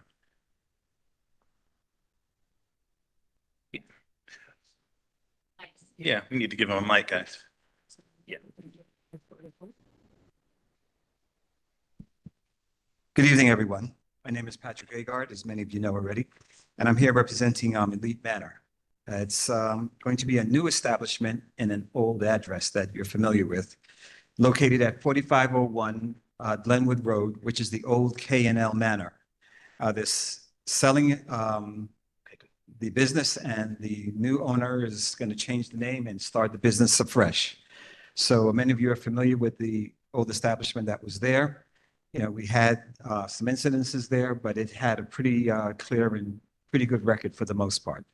And so this gentleman, who's his name is Shakeen Yelder, and we had spoken last night with the Commerce Committee with Mr. Bakardine that we'll set up a meeting with some of the other members with him at the establishment so that they can introduce themselves and get to see the establishment once again. Right. Awesome. Was that all you needed, Mr. Agard? That's all you had? That's it. Okay, good. Board members, are there any questions for Mr. Agard? Board members? Oh, there we go. Yes. Has the new owner, oh, sorry, has the new owner had any other previous businesses? Or previous like restaurant or, you know, businesses with liquor licenses? No, not his, he's had other businesses, but nothing in the catering business before. This is his first venture in that. Okay, and it's like a sit-down restaurant? No, it's a catering. So in other words, it's an open hall. And as they get events, he will, So it's a license to allow liquor to be served at the hall? right, at events. yes. Okay, So thank whether it's a wedding and so forth. Got it. Thank you. Okay. Hi, Community Board Member Kamara Swaby, just asking for the report. I know it's a new business, but just in case for the context of the neighborhood. Right. Thank you for that, because I was getting ready to get to that. We did ask for an incident report from the 67 precinct. It's usually a period of a year from the time, you know, that we're asking them for, and there are no incidents at this location for a year. Okay? Just let you know that. All right, Mr. Agard, you can have a seat there, sir, and we'll be voting in a little bit. And come on up, Mr. Carmel and Lynn. Not sure which one of you guys are speaking tonight as well. Well, I just want to say something really quickly. When they came up to talk about downstate, I just want to bring out that I love the fight that you guys did for downstate, because my dad did work here in downstate since 1970. He retired in 2016. Unfortunately, he did pass in 2018. So having here closed, I was in this community for a very long time. Having the situation with downstate, I'm just happy that you guys fought for downstate to remain open. It's a important part of the community, and thank you very much. It's also a part of me personally. Thank you. And No, I said awesome. That's good. Thank you. so we came here to talk about Galaxy Bar and Grill. We're up for a renewal. We've been operating for about 6 years. We are very connected with, like, Officer Pierre, who was just here. As we just come in front of the board, we were asked to come as yesterday. We were asked to come. So we came to show up to work with you guys to make sure we support the community and for the whatever is needed. And that's it too. We are glad to be here today. And I know today was coming, and then we was prepared for that. And I'm glad to say that we have over 30 employees. And then we have a program where, you know, we have our employees then, you know, to pay for the kids' cottage and stuff like that, to invest in their education and stuff like that. That's a special program we have over there for our employees. Thank you. Okay, are there any questions? Oh, you guys finished, by the way? Are you finished? Yeah. Okay. Are there any questions from the board members for Galaxy? Any questions? Going once, going twice? Can you just repeat the last part of what he said? I didn't hear. The last part? Yeah, yeah. Oh, he was talking about the funding that they do for the college. Okay, which For the college? employees, for employees that want to go back to school, like, Okay. yes, tuition assistance. Okay, great. So I'm sorry, are there any questions? Last call, any questions from any of our board members for the owners of Galaxy? Hearing none, thank you guys for that presentation. We'll sit down and we'll do a quick vote in a little bit. Oh, and I'm sorry, there were no incidents also for Galaxy Bar and Grill over a 12-month period. Okay, just mention that as well. So Madam Chair, are we taking a vote now? Yeah. Yes. Okay, great. Just want to make sure.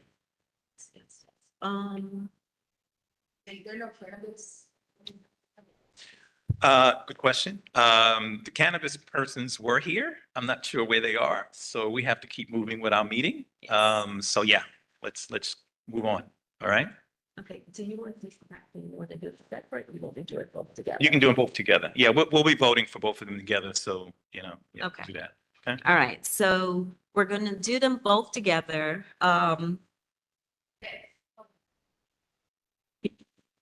So the first one is Elite Manor is 1, Galaxy Bar is 2. So just know if you say yes, yes, or yes, no, I'm going to go 1, 2. Okay? Is that clear? Okay, cool. Kwame Afraid.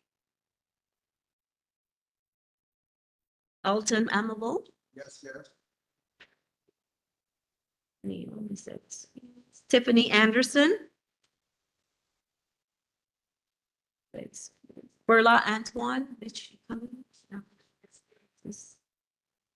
Hassan Bakrdine. Celia Bellin.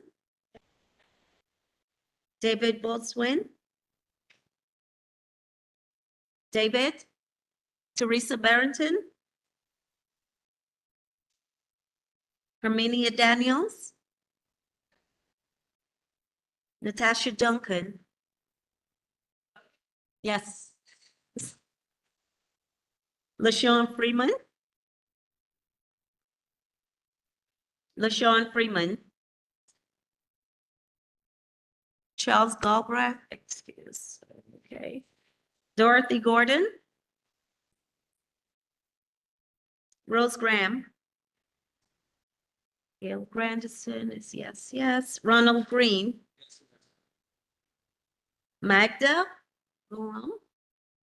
Magda's not here. Gabriel Herrera. Gabriel. Okay. Michael Hill. Gabriel Holmes. He's online. Kevin Jason. Kevin Jason. Afia John. Doris Jones. Doris Jones. Nicole Julius. Nicole Julius. Tricia Lewison. Edith Mark. Danielle McKay. Mark New Year. Mark New Year. Kenton Noel. Kenton Noel. Khadijah Olawu. Khadijah. Montserrat Oni. Danae Peters. Kai Phillips. Kai Phillips. Kevin Jason. Kevin Jason. Deborah Pointer. Deborah Pointer. Carol Renault. Chelsea Rouleau. Ariana Sabat. Kumara Swaby. Simone Sylvester. Simone Sylvester. Marie Theodore. Marie Theodore. Marguerite Vigilante. Jody Walsh. Jody Walsh. Camryn Westcott. Melanie Wilkinson. Thank you.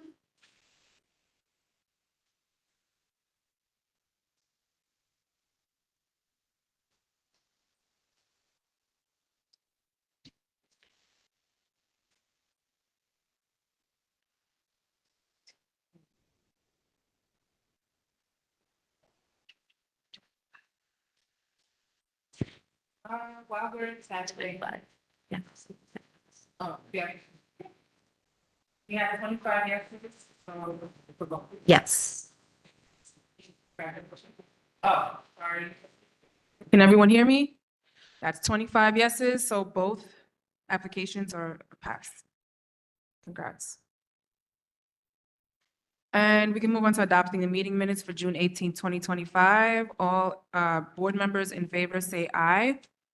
All opposed say nay. Okay. And next, we will vote on the. They came. Yeah. Yes.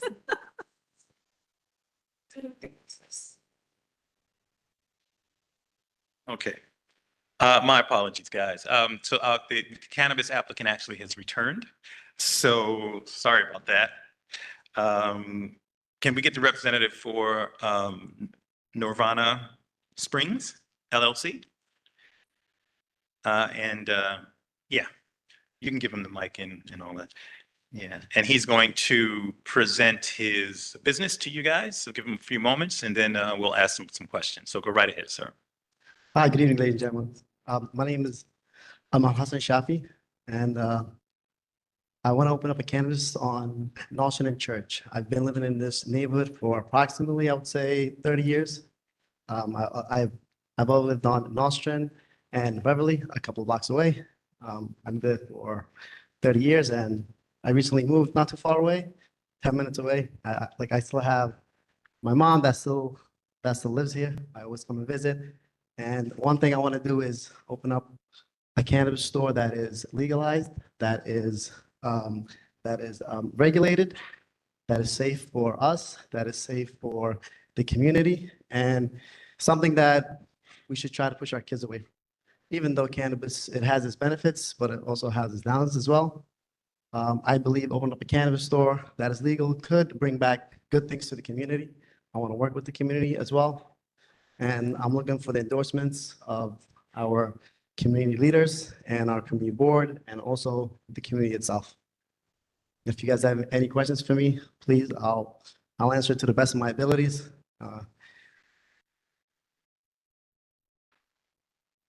That's it? You covered everything?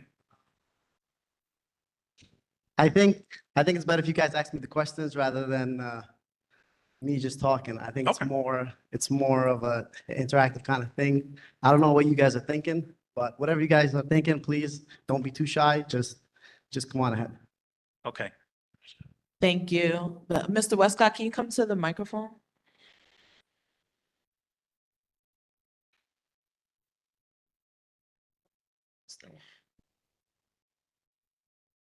Yeah, Kenneth Westcott, you said you have been here 30 years. What type of business were you doing 30 years, the last 30 years? Oh, hi. So I've been here for the last, I attended PS 181 right on New York Avenue and Tilden. 31 years old. I'm not old, person. I had from jobs to job. The last job I had was IT. I was working in IT, and I was working in IT for the past, I would say 6 or 7 years or so. But now I want to open up something new. I want to be a business owner at the end of the day.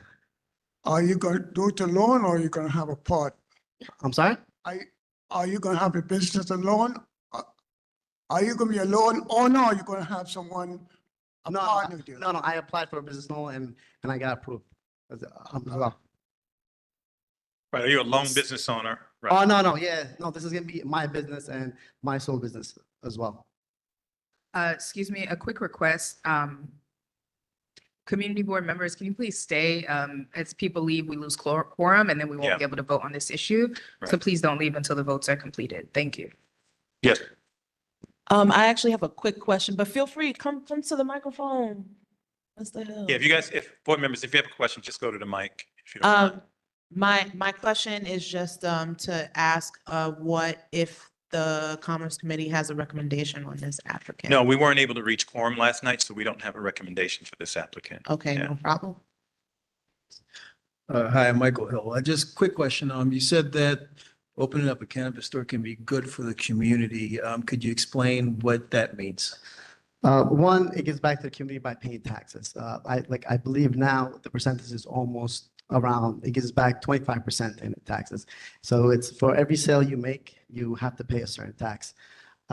We do have cannabis stores that are not legalized. We do have cannabis stores that are dangerous.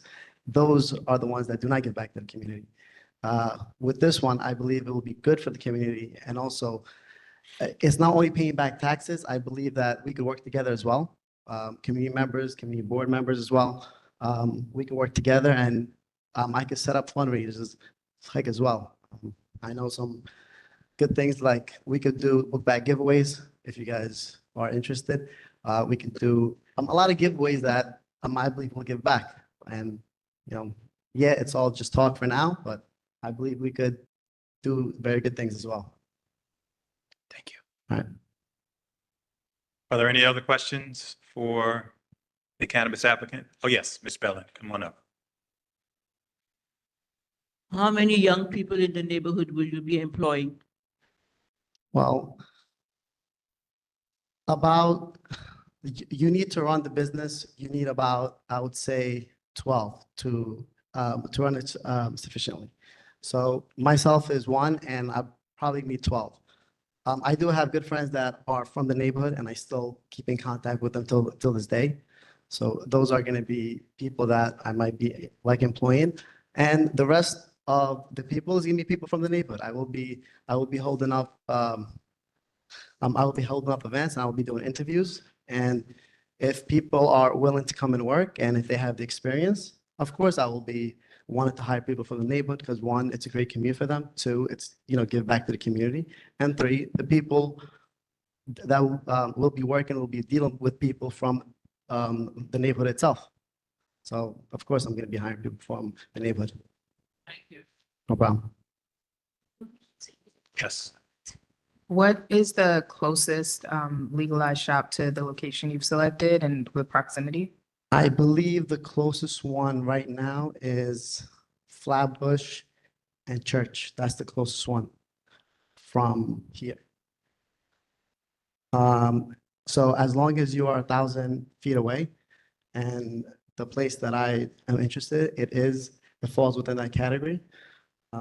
So as long as it's like 1,000 feet away, then it's good.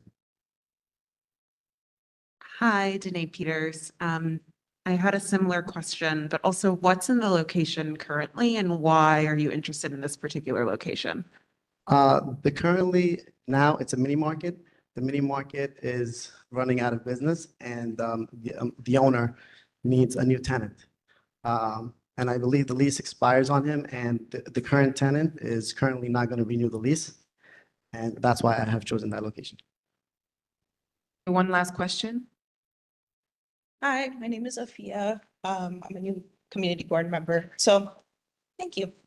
I know you mentioned fundraisers and giveaways. Do you have any specific ideas around those two things? Like what kind of fundraisers? I believe, to be honest, the best way to do it is around holidays is the best time to do those kind of things. Maybe like Thanksgiving, Christmas. I believe we should work around those type of holidays, because I know the board and the community does events like that. And I think that is where I will make the most impact on, is joining those events, or like around those time of the years, throughout the year, having different events. Okay. Do you have any other ideas outside of fundraisers and giveaways? Just curious. To be honest with you, no, I don't, but I'm always open to new suggestions from the community and from the board. If an idea comes up, of course, feel free to come talk to me, feel free to come to my shop, present it, and of course we can work from there. Thank you. Yeah. Chair? Yes, so we can take a good? vote. All right, so I think we're good. The chair's closing it down to questions. So thank you, Mr. Sai, for your presentation, sir. So hang out a little bit, okay? We'll take a vote. Okay. Kwame Afraid? Kwame Afraid? Kwame? Alton, I'm a vote. Abstain. Neil Albrecht's not here. Tiffany Anderson? No.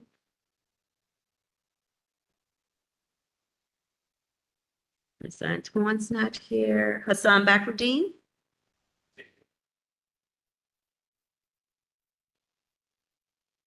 Celia Balin? Yeah. David Boswin, not here. Teresa Brereton? Abstained. Roger Darrow, not here. Herminia Daniels? Abstained. Natasha Duncan? LaShawn Freeman? Not here. Charles Galbraith, not here. Dorothy Gordon? Rose Graham? Gail Grandison, yes. Ronald Green? Yes. Magna, not here. Gabriel is not here. Michael Hill?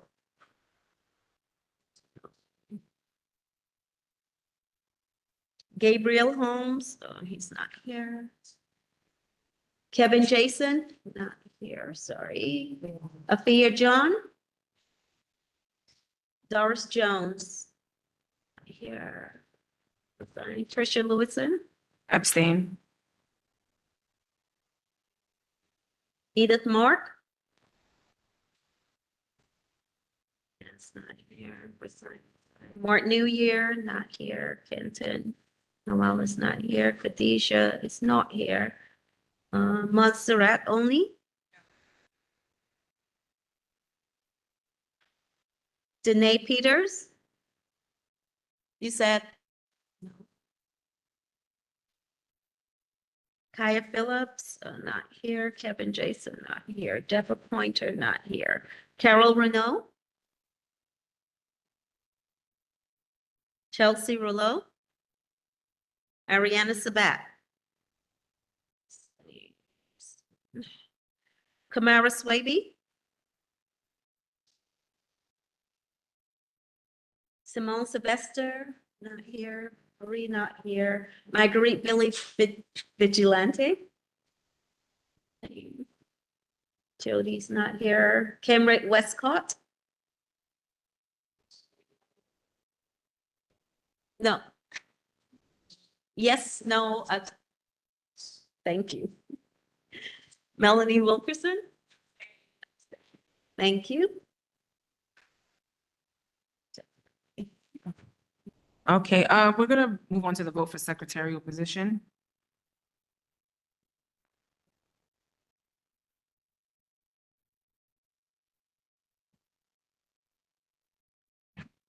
Right now, we are voting to confirm, or we're voting for secretary. Our options are Gil Grandison or Gil Grandison. If you don't want Gil Grandison to be secretary, I guess, does anybody else want to nominate themselves? Any self-nominations? Other nominations? All right. I will, Sergeant Anonymous Wilkerson, if you, so if you support Gail Grandison as our official secretary, and when I call your name, please say yes. If not, you can say no or abstain. Okay. District Manager Frazier, can we do unanimous consent? Sorry?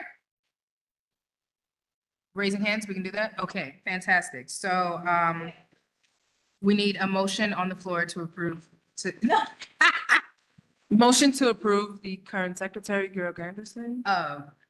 First Vice Chair Louis San has moved to approve our secretary. Do we have a second? Hassan Bakri, second. All in favor of Gil Grandison as Secretary of Community Board 17, please vote by raising your hands. The ayes have it. Congratulations. Congrats. Congrats, Chair Grandison. District Manager, I need to count. Oh, please raise your hands for the, yes. So you want to count?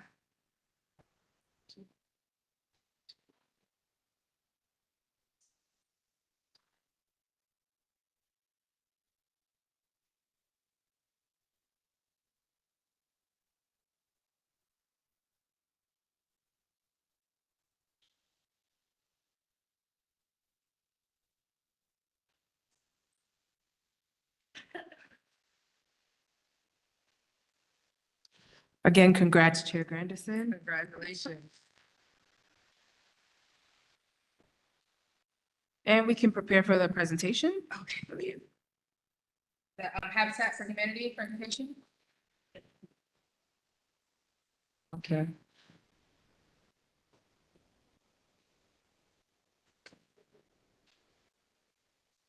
Yes, anyone on that?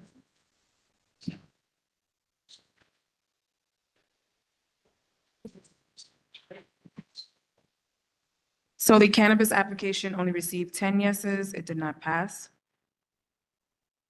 10 yeses, 8 abstentions.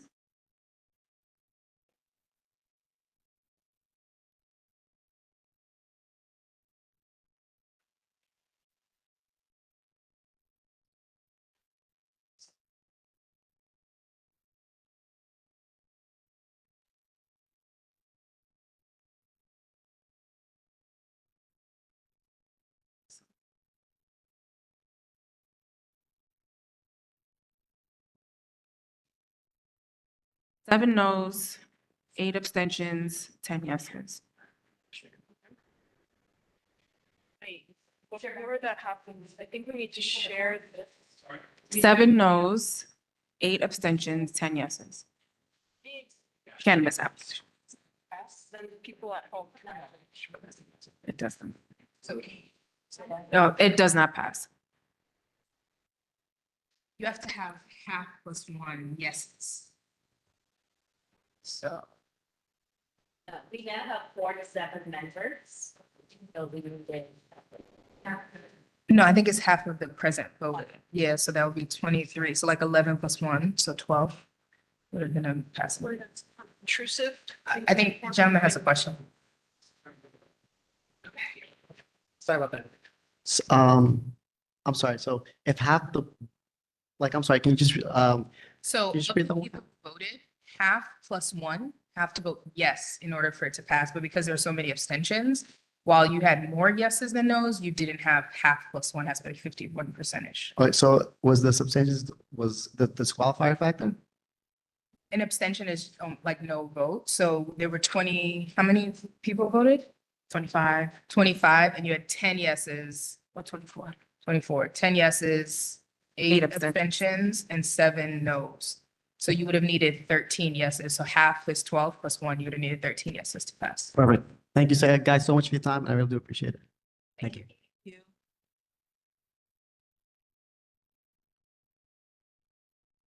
You can proceed. Yes.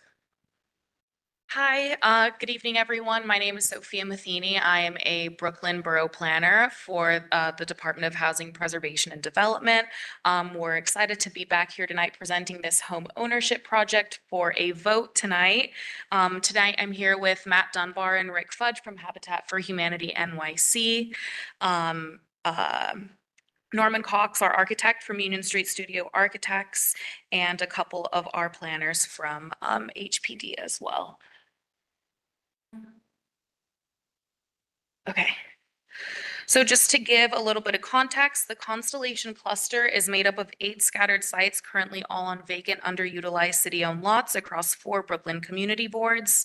So for CB 17 specifically, the project proposes the construction of 1 new building in East Flatbush with approximately 12 affordable home ownership units consisting of a mix of 1 and 2 bedroom units. So this application is one of 4 land use applications running concurrently across community boards 3, 5, 16, and 17.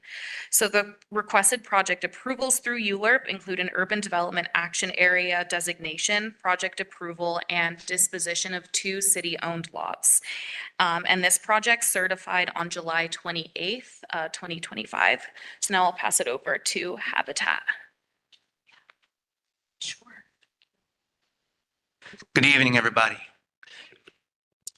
My name is Matt Dunbar. I'm the Chief of Staff at Habitat New York City in Westchester County. We have a 40-year history of building, preserving, and advocating for affordable home ownership here in the 5 boroughs. And we were founded in 1984 when our most famous volunteers, President and Mrs. Carter, first came out with us to rehab a tenement building on the Lower East Side. So we're excited to continue to build on that legacy. We've been building in Central Brooklyn for about 25 years and have over 250 Habitat homeowners in the community. Union Street Studios also has a 40-year history, and we're happy to be partnering with them again on this project.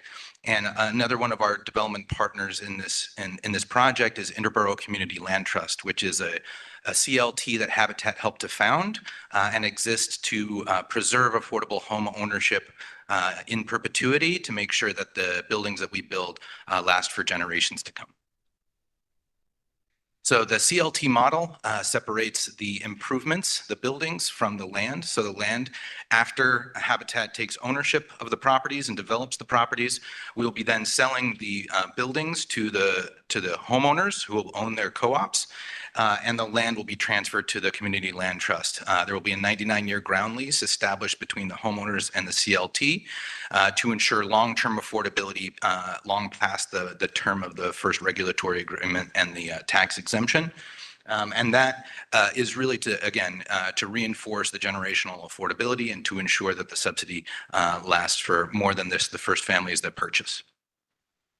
So some of the benefits, as I mentioned, the subsidy that goes into these projects from both the city and the state and all of our philanthropy that also helps to support, that lasts for generations so that it balances homeownership opportunities, the equity buildings for individual families, along with the community asset buildings so that these properties aren't a delayed gentrification model, but actually a bulwark towards gentrification and ensuring that these homes that we all build together will be available for future generations of Brooklynites and Community Board 17 members. On the individual side, it is home ownership. So there are opportunities, of course, through Habitat Homeownership to build wealth. First and foremost, from moving from an unaffordable rental situation into affordable homeownership, you build equity that on a month-to-month basis. Everybody that buys a Habitat home will have an affordable mortgage to them that will then be paid off over time, thereby creating earned equity through the paying down of that mortgage. And then there is an appreciated value that is a capped so that it can still be affordable for future generations at the AMIs that exist when they purchase. So that creates opportunities for both earned equity, appreciated equity, and pocket equity for these homes. So Constellation is the second phase of two phases of affordable homeownership development in central Brooklyn. All of these sites were awarded to Habitat, again, a nonprofit organization, back in 2017 and 2018. The smaller sites went through the UDAP process and are currently under construction. Those are in Community Boards 3, 16, and 8 under the Mosaic development, creating 42 units of scattered site homeownership through 13 small sites, hence small sites creating a beautiful work of art, the Mosaic. And then the 16 lots that create the 8 developable sites in Constellation are now going through this ULURP process, and they will result in at least 96 units of affordable home ownership, all of which will be go through the city's Open Door program, which replaced the new infill home ownership opportunity that these were awarded under. So this large geography, we'll go to the next slide. The large geography creates a unique community engagement and outreach challenge, being that it is in total between the two developments, 5 community boards. And so we have chosen to go down the path of creating a community advisory board for this development and also in partnership with the Mosaic development to really achieve 3 goals. The first being that we have not selected a GC yet, so we are seeking input for those from the community that would be interested in bidding on as a general contractor.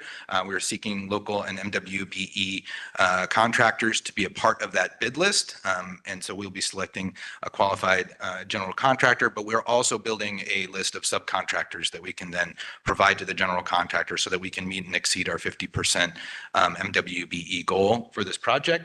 And we're also looking for local vendors to source materials locally for the development of these properties.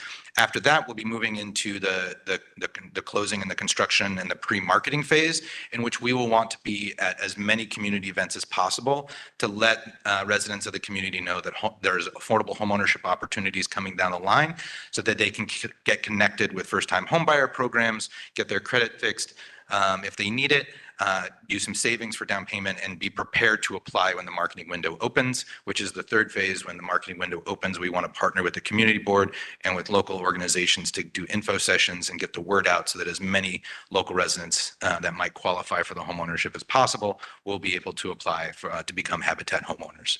So with that, I'm going to pass it off to my colleague Rick, who will talk a little bit more about the site. Thank you, Matt. Hello, everyone. My name is Rick Fudge. I'm the Real Estate Development Manager at Habitat for Humanity, New York City and Westchester County. So a little bit about the individual building itself. So it is located in zoning district R6 at 395, 397 East 94th Street, between the intersection of Kings Highway and Lenox Road and Wilmer Street. The closest transit includes the Saratoga Ave stop on the 3 train. It's about a half mile away, as well as the B7 bus about 500 feet away, and it's within a few blocks of the B47, B15, and B8, B35 stops. We're aiming to reduce operating costs for the homeowners as well as improve their environmental sustainability.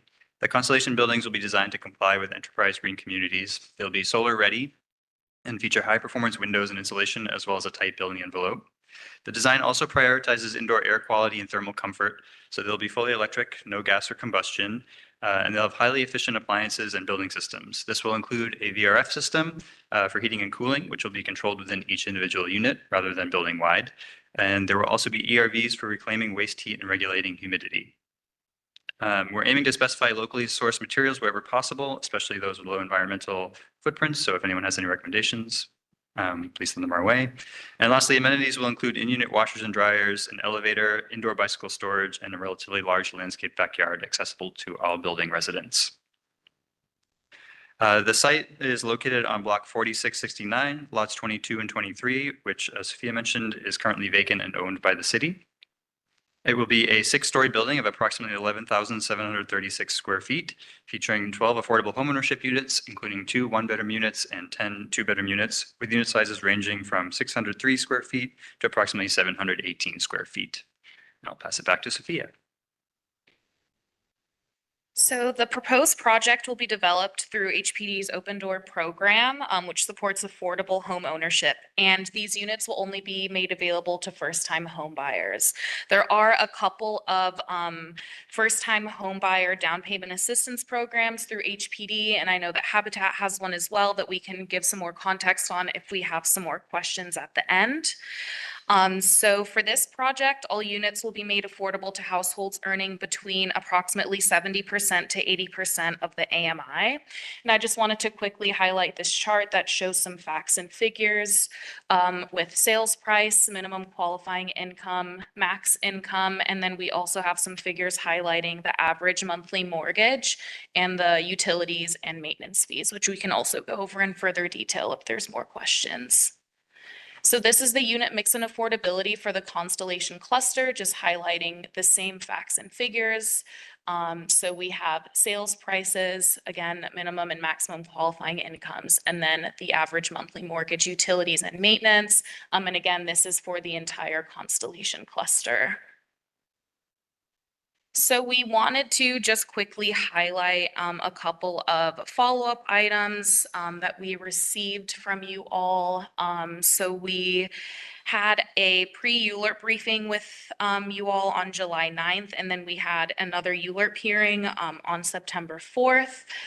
So we can go over these in more detail, but just to kind of highlight the questions that we asked, it was things to do with the CLT bylaws and if they allow CB17 members to hold permanent seats on the board, if there was an unlisted park or garden site, what boards, associations, and city agencies will we be collaborating with, and then more information on building training offered to the broader community.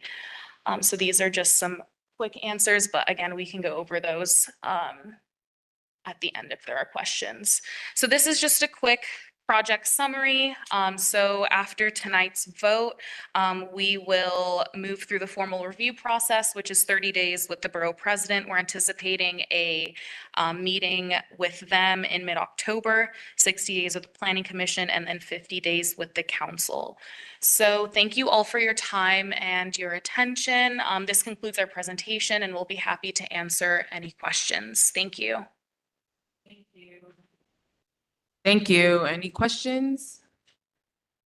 Come up to the mic, please. Please come up to the microphone with your questions, the 2 microphones in the aisle. Also, please do note, due to time, since we are towards the end of the evening, please respectfully and gently, do not take up a lot of time with your questions. Be efficient. Ask 1 question. If you have further questions, the team is accessible to you for follow-up questions beyond this evening. Thank you. Thank you. Good evening. Second Vice Chair Oni, could you go back a few slides to one about income? Yeah, right here. Okay. Either one is fine. First of all, are all units ownership units, or is it a mix of, so it's just a co-op, basically, you're building a co-op building? Yeah, they're co-op, so they're all home ownership. Fantastic. Is there any any way to make sure that the people applying for these units are from the community, or anyone can apply? So there is a community preference of, I believe, 20%. That number will shift to 15% in 2029. So it depends on kind of when the units are listed on Housing Connect. But we do have that 20%. The current. When is the building projected to be finished?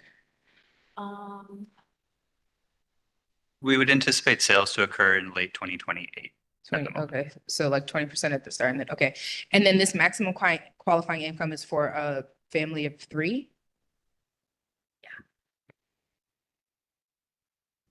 It's for a household, right?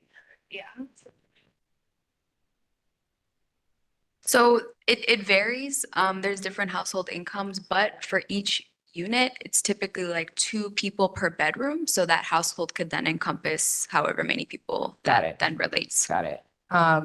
Okay, and utilities and maintenance is so what I'm looking at is the price for the 2-bedroom would be about $2,800 a month? Okay, got it. And when you say you're looking for MWBE buildings for contractors and such, is there any is it possible for you to do any support for businesses to register as MWBEs in this process while we have time? Because we found that with the Shirley Chisholm Center, what happened was we had a lot of minority contractors that weren't certified and therefore they weren't eligible. And so I'm not sure how tight the window is, but we don't want a situation where we have people who can do the work, but for paperwork reasons or whatever, they're not qualified. So would you be open? I guess that's my question is, would you be open to doing 1 or 2 training sessions within the community to make sure that contractors can be certified as MWBEs?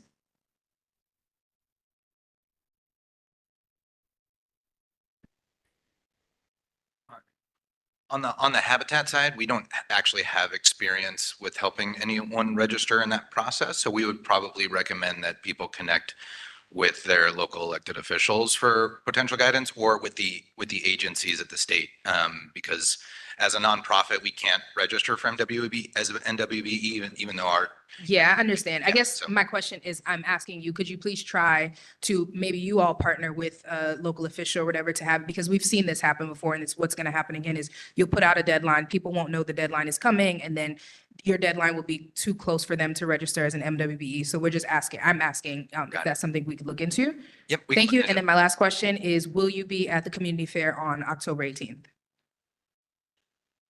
October 18th? Yes, October 18th, Saturday. I'm very serious because No, we that- want people to know about these resources. So we'd love if you would tell them about the Mosaic and the Constellation Housing, because we want people in the community to know about housing opportunities in the community. Yeah. Thank you so much for flagging that. Please send us the information and we'll connect. And we just brought on a fellow from ANHD, the Association for Neighborhood Housing Developers. So we're to specifically focus on community outreach for these projects. So we would love to be present if we can. Thank you.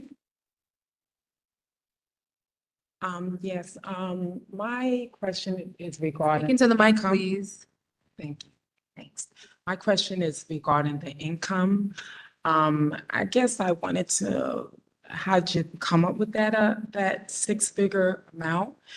And based in that community, I'm not sure what the average income is in that community. So I just wanted, just in my mind, get an idea of how to come up with a 6-figure income. I could speak to that a bit. So these AMIs are related to the term sheet of the HPD program that is assisting in the financing of the project. So it's not necessarily reflecting the average income of this specific community. It's referencing the incomes that are a part of this program. I believe that is between 70% to 130% AMI typically. And for this project, it's a bit deeper in affordability, ranging from 70% to 80% AMI. We understand that it's not going to be reaching everybody, but it does reach some folks. But if that gives a bit of context, it's related to the term sheet. I could also just add to that a little bit. So the habitat developments that we build, because it's home ownership, we have to ensure that the incomes of the the families that become homeowners in the building can be able to sustain the building as an asset for them, for their families for a long period of time. So that the maintenance includes, capital reserves, operating costs, building management, insurance, which has gone up a lot, and things of those and of that nature. So that's where the numbers kind of all come together for the underwriting for the project. And since there's no additional subsidies, rental subsidies, or anything of that nature, it is on the homeowner. So we have to make sure that they're both, mortgage ready and able to co-own and manage the properties themselves. That location, 395 to 397, is that a city-owned space? Or it's, and again, did you all take a survey to find out what the median income is of people in that area? I am so tired of these developments coming into our communities, and the people who live there cannot afford these apartments and these houses. You all come up with all these fancy things and these prices and these numbers and these figures, but in reality, the people in the community cannot afford that, and they will not get the loans. They won't. I have been living in that community for over 30 years. I'm a federal officer. I have a very good job. You know how much trouble I had to get a loan as a Black woman to get qualified? So I am telling you right now, I know my community, a lot of the people in that area, they will not be able to afford that project or even get qualified for a loan. Can I ask a qualifying question with that? For these incomes, is it two people up, if two people are applying for one home, it's a cumulative sum? Correct. Okay, so in theory, there can be two people making 50K, 40K that can afford to purchase something together. Okay, thank you. Yes, correct. And I just want to acknowledge, I thank you for sharing that feedback. We hear you. And, these AMIs are federally set. The city works within a lot of systems, but we definitely appreciate hearing from you about how it's impacting your communities. HPD has other programs that are geared towards lower incomes, and those are rental programs typically. This Open Door program, which is for affordable homeownership, is moderately income geared, but thank you for telling us your experience. I could pass it off to Habitat to give a bit more context to the affordable homeownership that they have already created and who it has served. Two final questions. Can we just ask the questions cumulatively and then you all can answer them and then we'll wrap to the vote? Thank you. Okay, hi, Michael Hill. You spoke about the generational wealth, the 2%. The inflation percentage per year is 3%. So based on my calculations, that would be a net loss of 1% per year. I don't see how that's creating any sort of wealth for the generations. And the homeowners association fee that's going to come with this is going to continue to go up every however long, year or 2 years. And whatever may be affordable today is not going to be affordable later. So how exactly is this going to be affordable? Do we need all the questions? Yeah, second question. Hi, second question. My name is Ariana. Just hearing about some of the income concerns, it seems like the income requirements are based on the price of the units, right? Is that correct? So are the income requirements based on the prices of the units? Because in that instance, it seems like maybe at this point in the process, when it's still in design, is there any value engineering that could be done to kind of bring down the cost of the units and then therefore bring down the cost of the income requirements needed to purchase the units?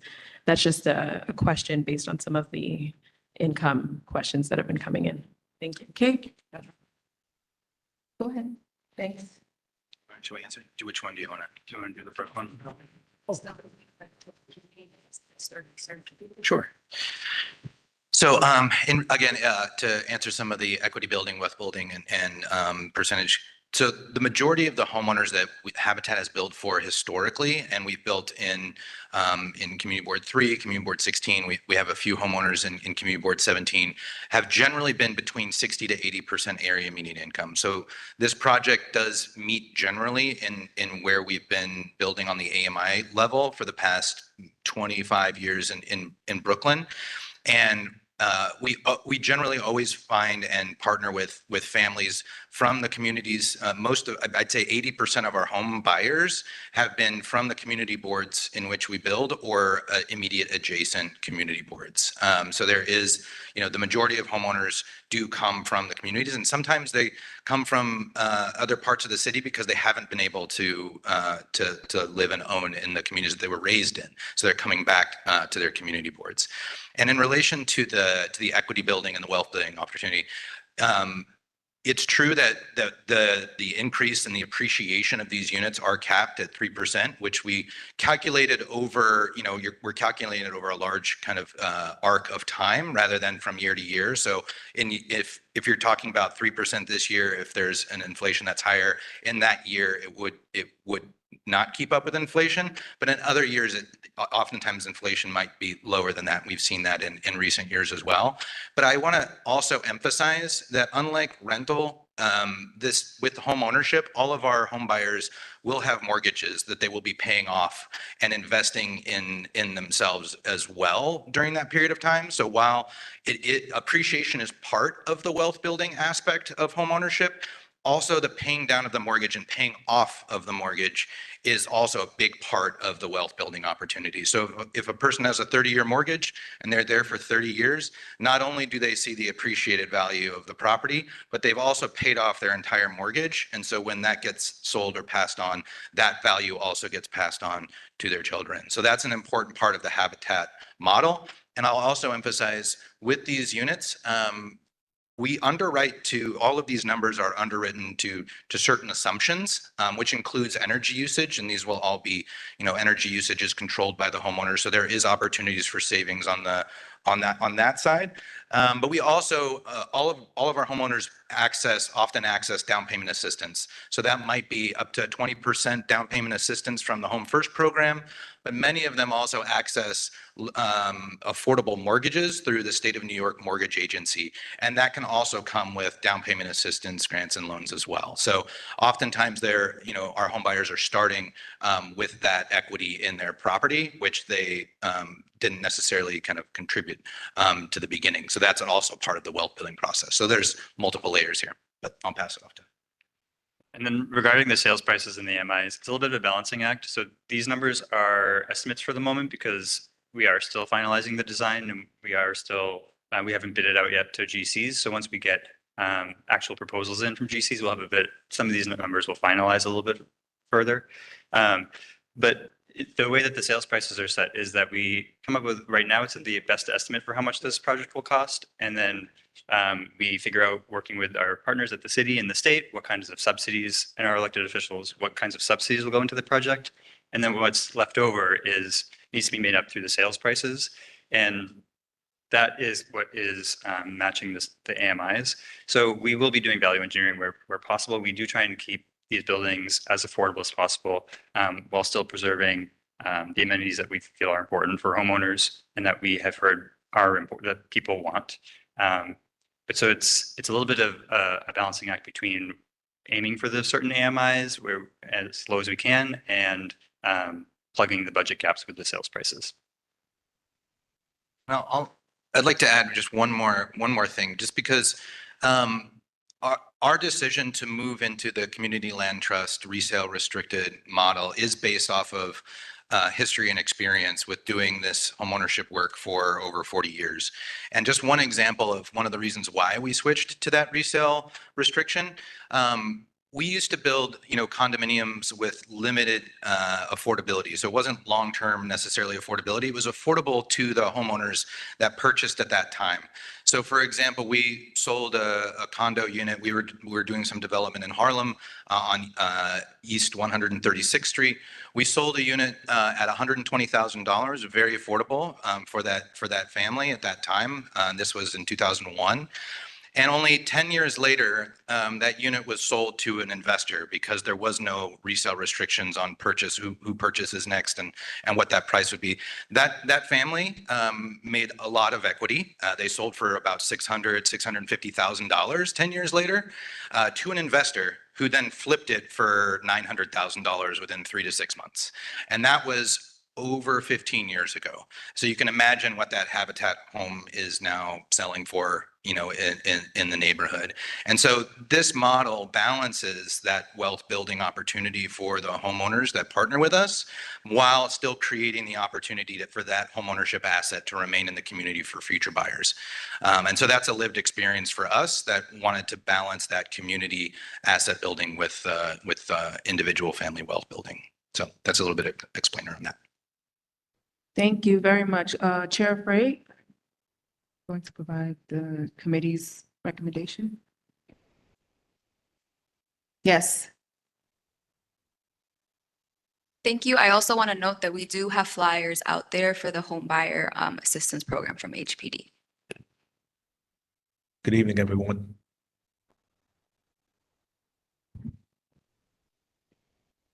Good evening, everyone. My name is Kwame Frey. I'm the chair for the Land Use Committee for Community Board 17. Just to bring some background to this presentation, on July 9th this summer, we actually held a emergency session. And that session was held by me with a little bit of anger from some members, but I felt it necessary because of the timing of the application, which was on May 30th. Excuse me, I'm trying to do both. Which was on May 30th. It didn't really allow us the traditional time that we would have to overview and see the application and do it in our traditional sense during our fiscal. So we called an emergency meeting on July 9th to bring visibility to the board members so that they could see what the program was at. I believe that was in pre-EULA, right? If I'm speaking correctly. Subsequently, on September 4th, we held our Land Use Committee meeting, which was exactly a joint session between us and the Housing and Block Association meeting to review, I guess it was a post-EULA version of the presentation we saw in July. And ultimately, the outcome or the deliberations for that meeting were as follows. The committee emphasized the importance of creating permanently affordable homeownership opportunities within the district, highlighting the potential long-term benefits of the CLT model. Positive. At the same time, there were several concerns raised. These included the density, parking availability, and to ensure that local residents directly benefited from the affordable units. And a key point of concern is that the average income for our community board is $68,000, right? Which creates a significant barrier for affordability for many families, not all, but many families on an average within our community. Additionally, the committee, stressed the importance of establishing permanent provisions for community representation under various associations and advisory boards that will be involved in this project, and to ensure that this representation essentially ensures ongoing communication and accountability both during the construction and post-construction phases of the project. The vote outcome after deliberation, the joint committee voted in favor of the Constellation project with a count of 14 yeses, 5 noes, and 1 abstention. Okay. Thank you. So, Thank you so much. I really appreciate it. assuming we still have quorum, we're going to take a vote. Ms. Frazier, do we still have quorum?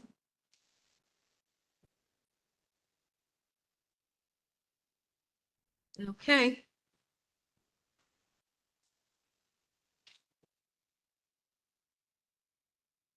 Okay, so Mr. Frey, we're voting on the committee's recommendation, yes? Okay.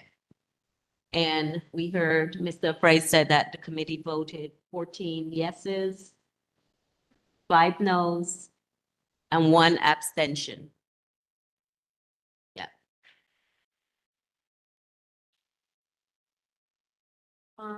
We, as a committee, we voted yes, but most of the yeses were with conditions. And I don't know if that makes a difference, but we did have conditions. So we don't know. They're not met the conditions, so just wanted to put that out there.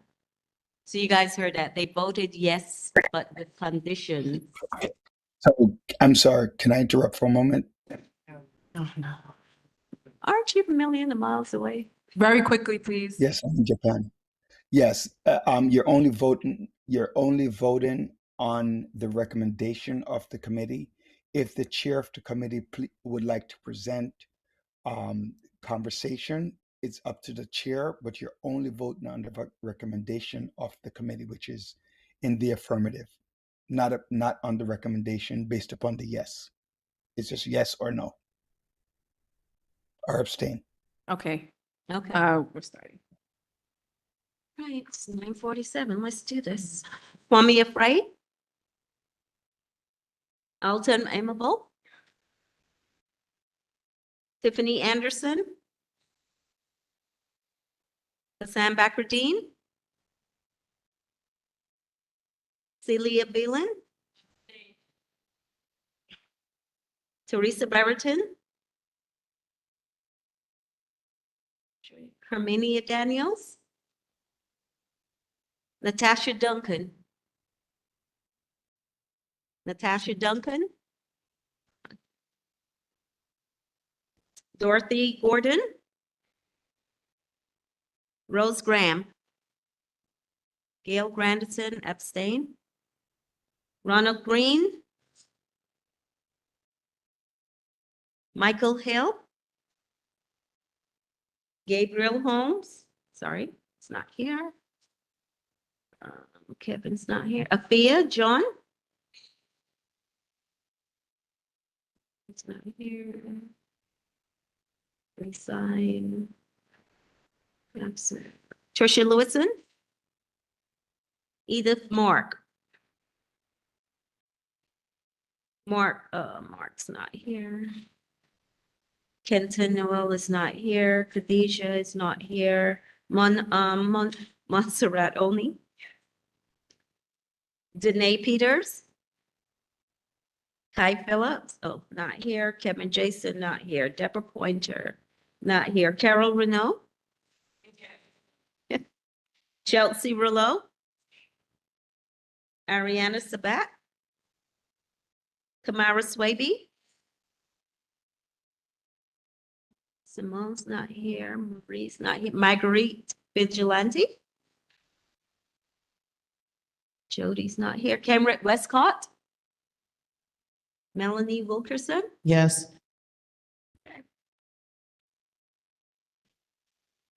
We go to the next thing. Why? I'm sorry? I can't believe- Yeah. Okay. I said abstain. I know I'm gonna get pulled over. Special report.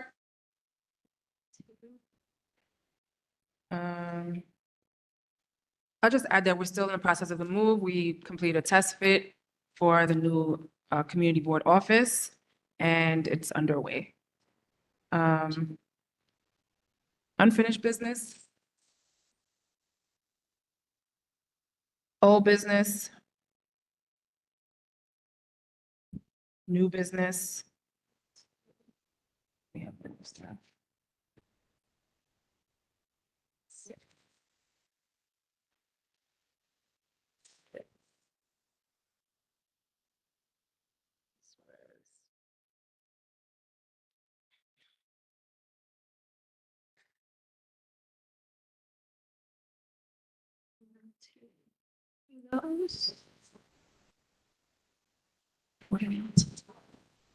For everyone who brought flyers, please be sure to take the extras back with you. Our staff cannot carry them all, and we end up having a lot of extras. They do display some at the office, but they cannot keep all of them, so please take what you brought with you. All right, 16 yeses, 2 nos, 6 abstentions. It passes. The committee's recommendation passes. Thank you all. We're preparing to adjourn, but thank you all for coming. Thank you all for staying, and hope to see you next month on the 18th. Yes, motion to adjourn? Names? Wait, can we get Names, please? Meeting is adjourned. All in favor? Oh. All in favor? Thank you all. Thank Have a you. Good wonderful night. Everybody. 51. They can wait to do that. Gail? Gail, Yeah. what was that vote again? What was the vote? The vote was 16 yeses, 2 noes, and 6 abstain.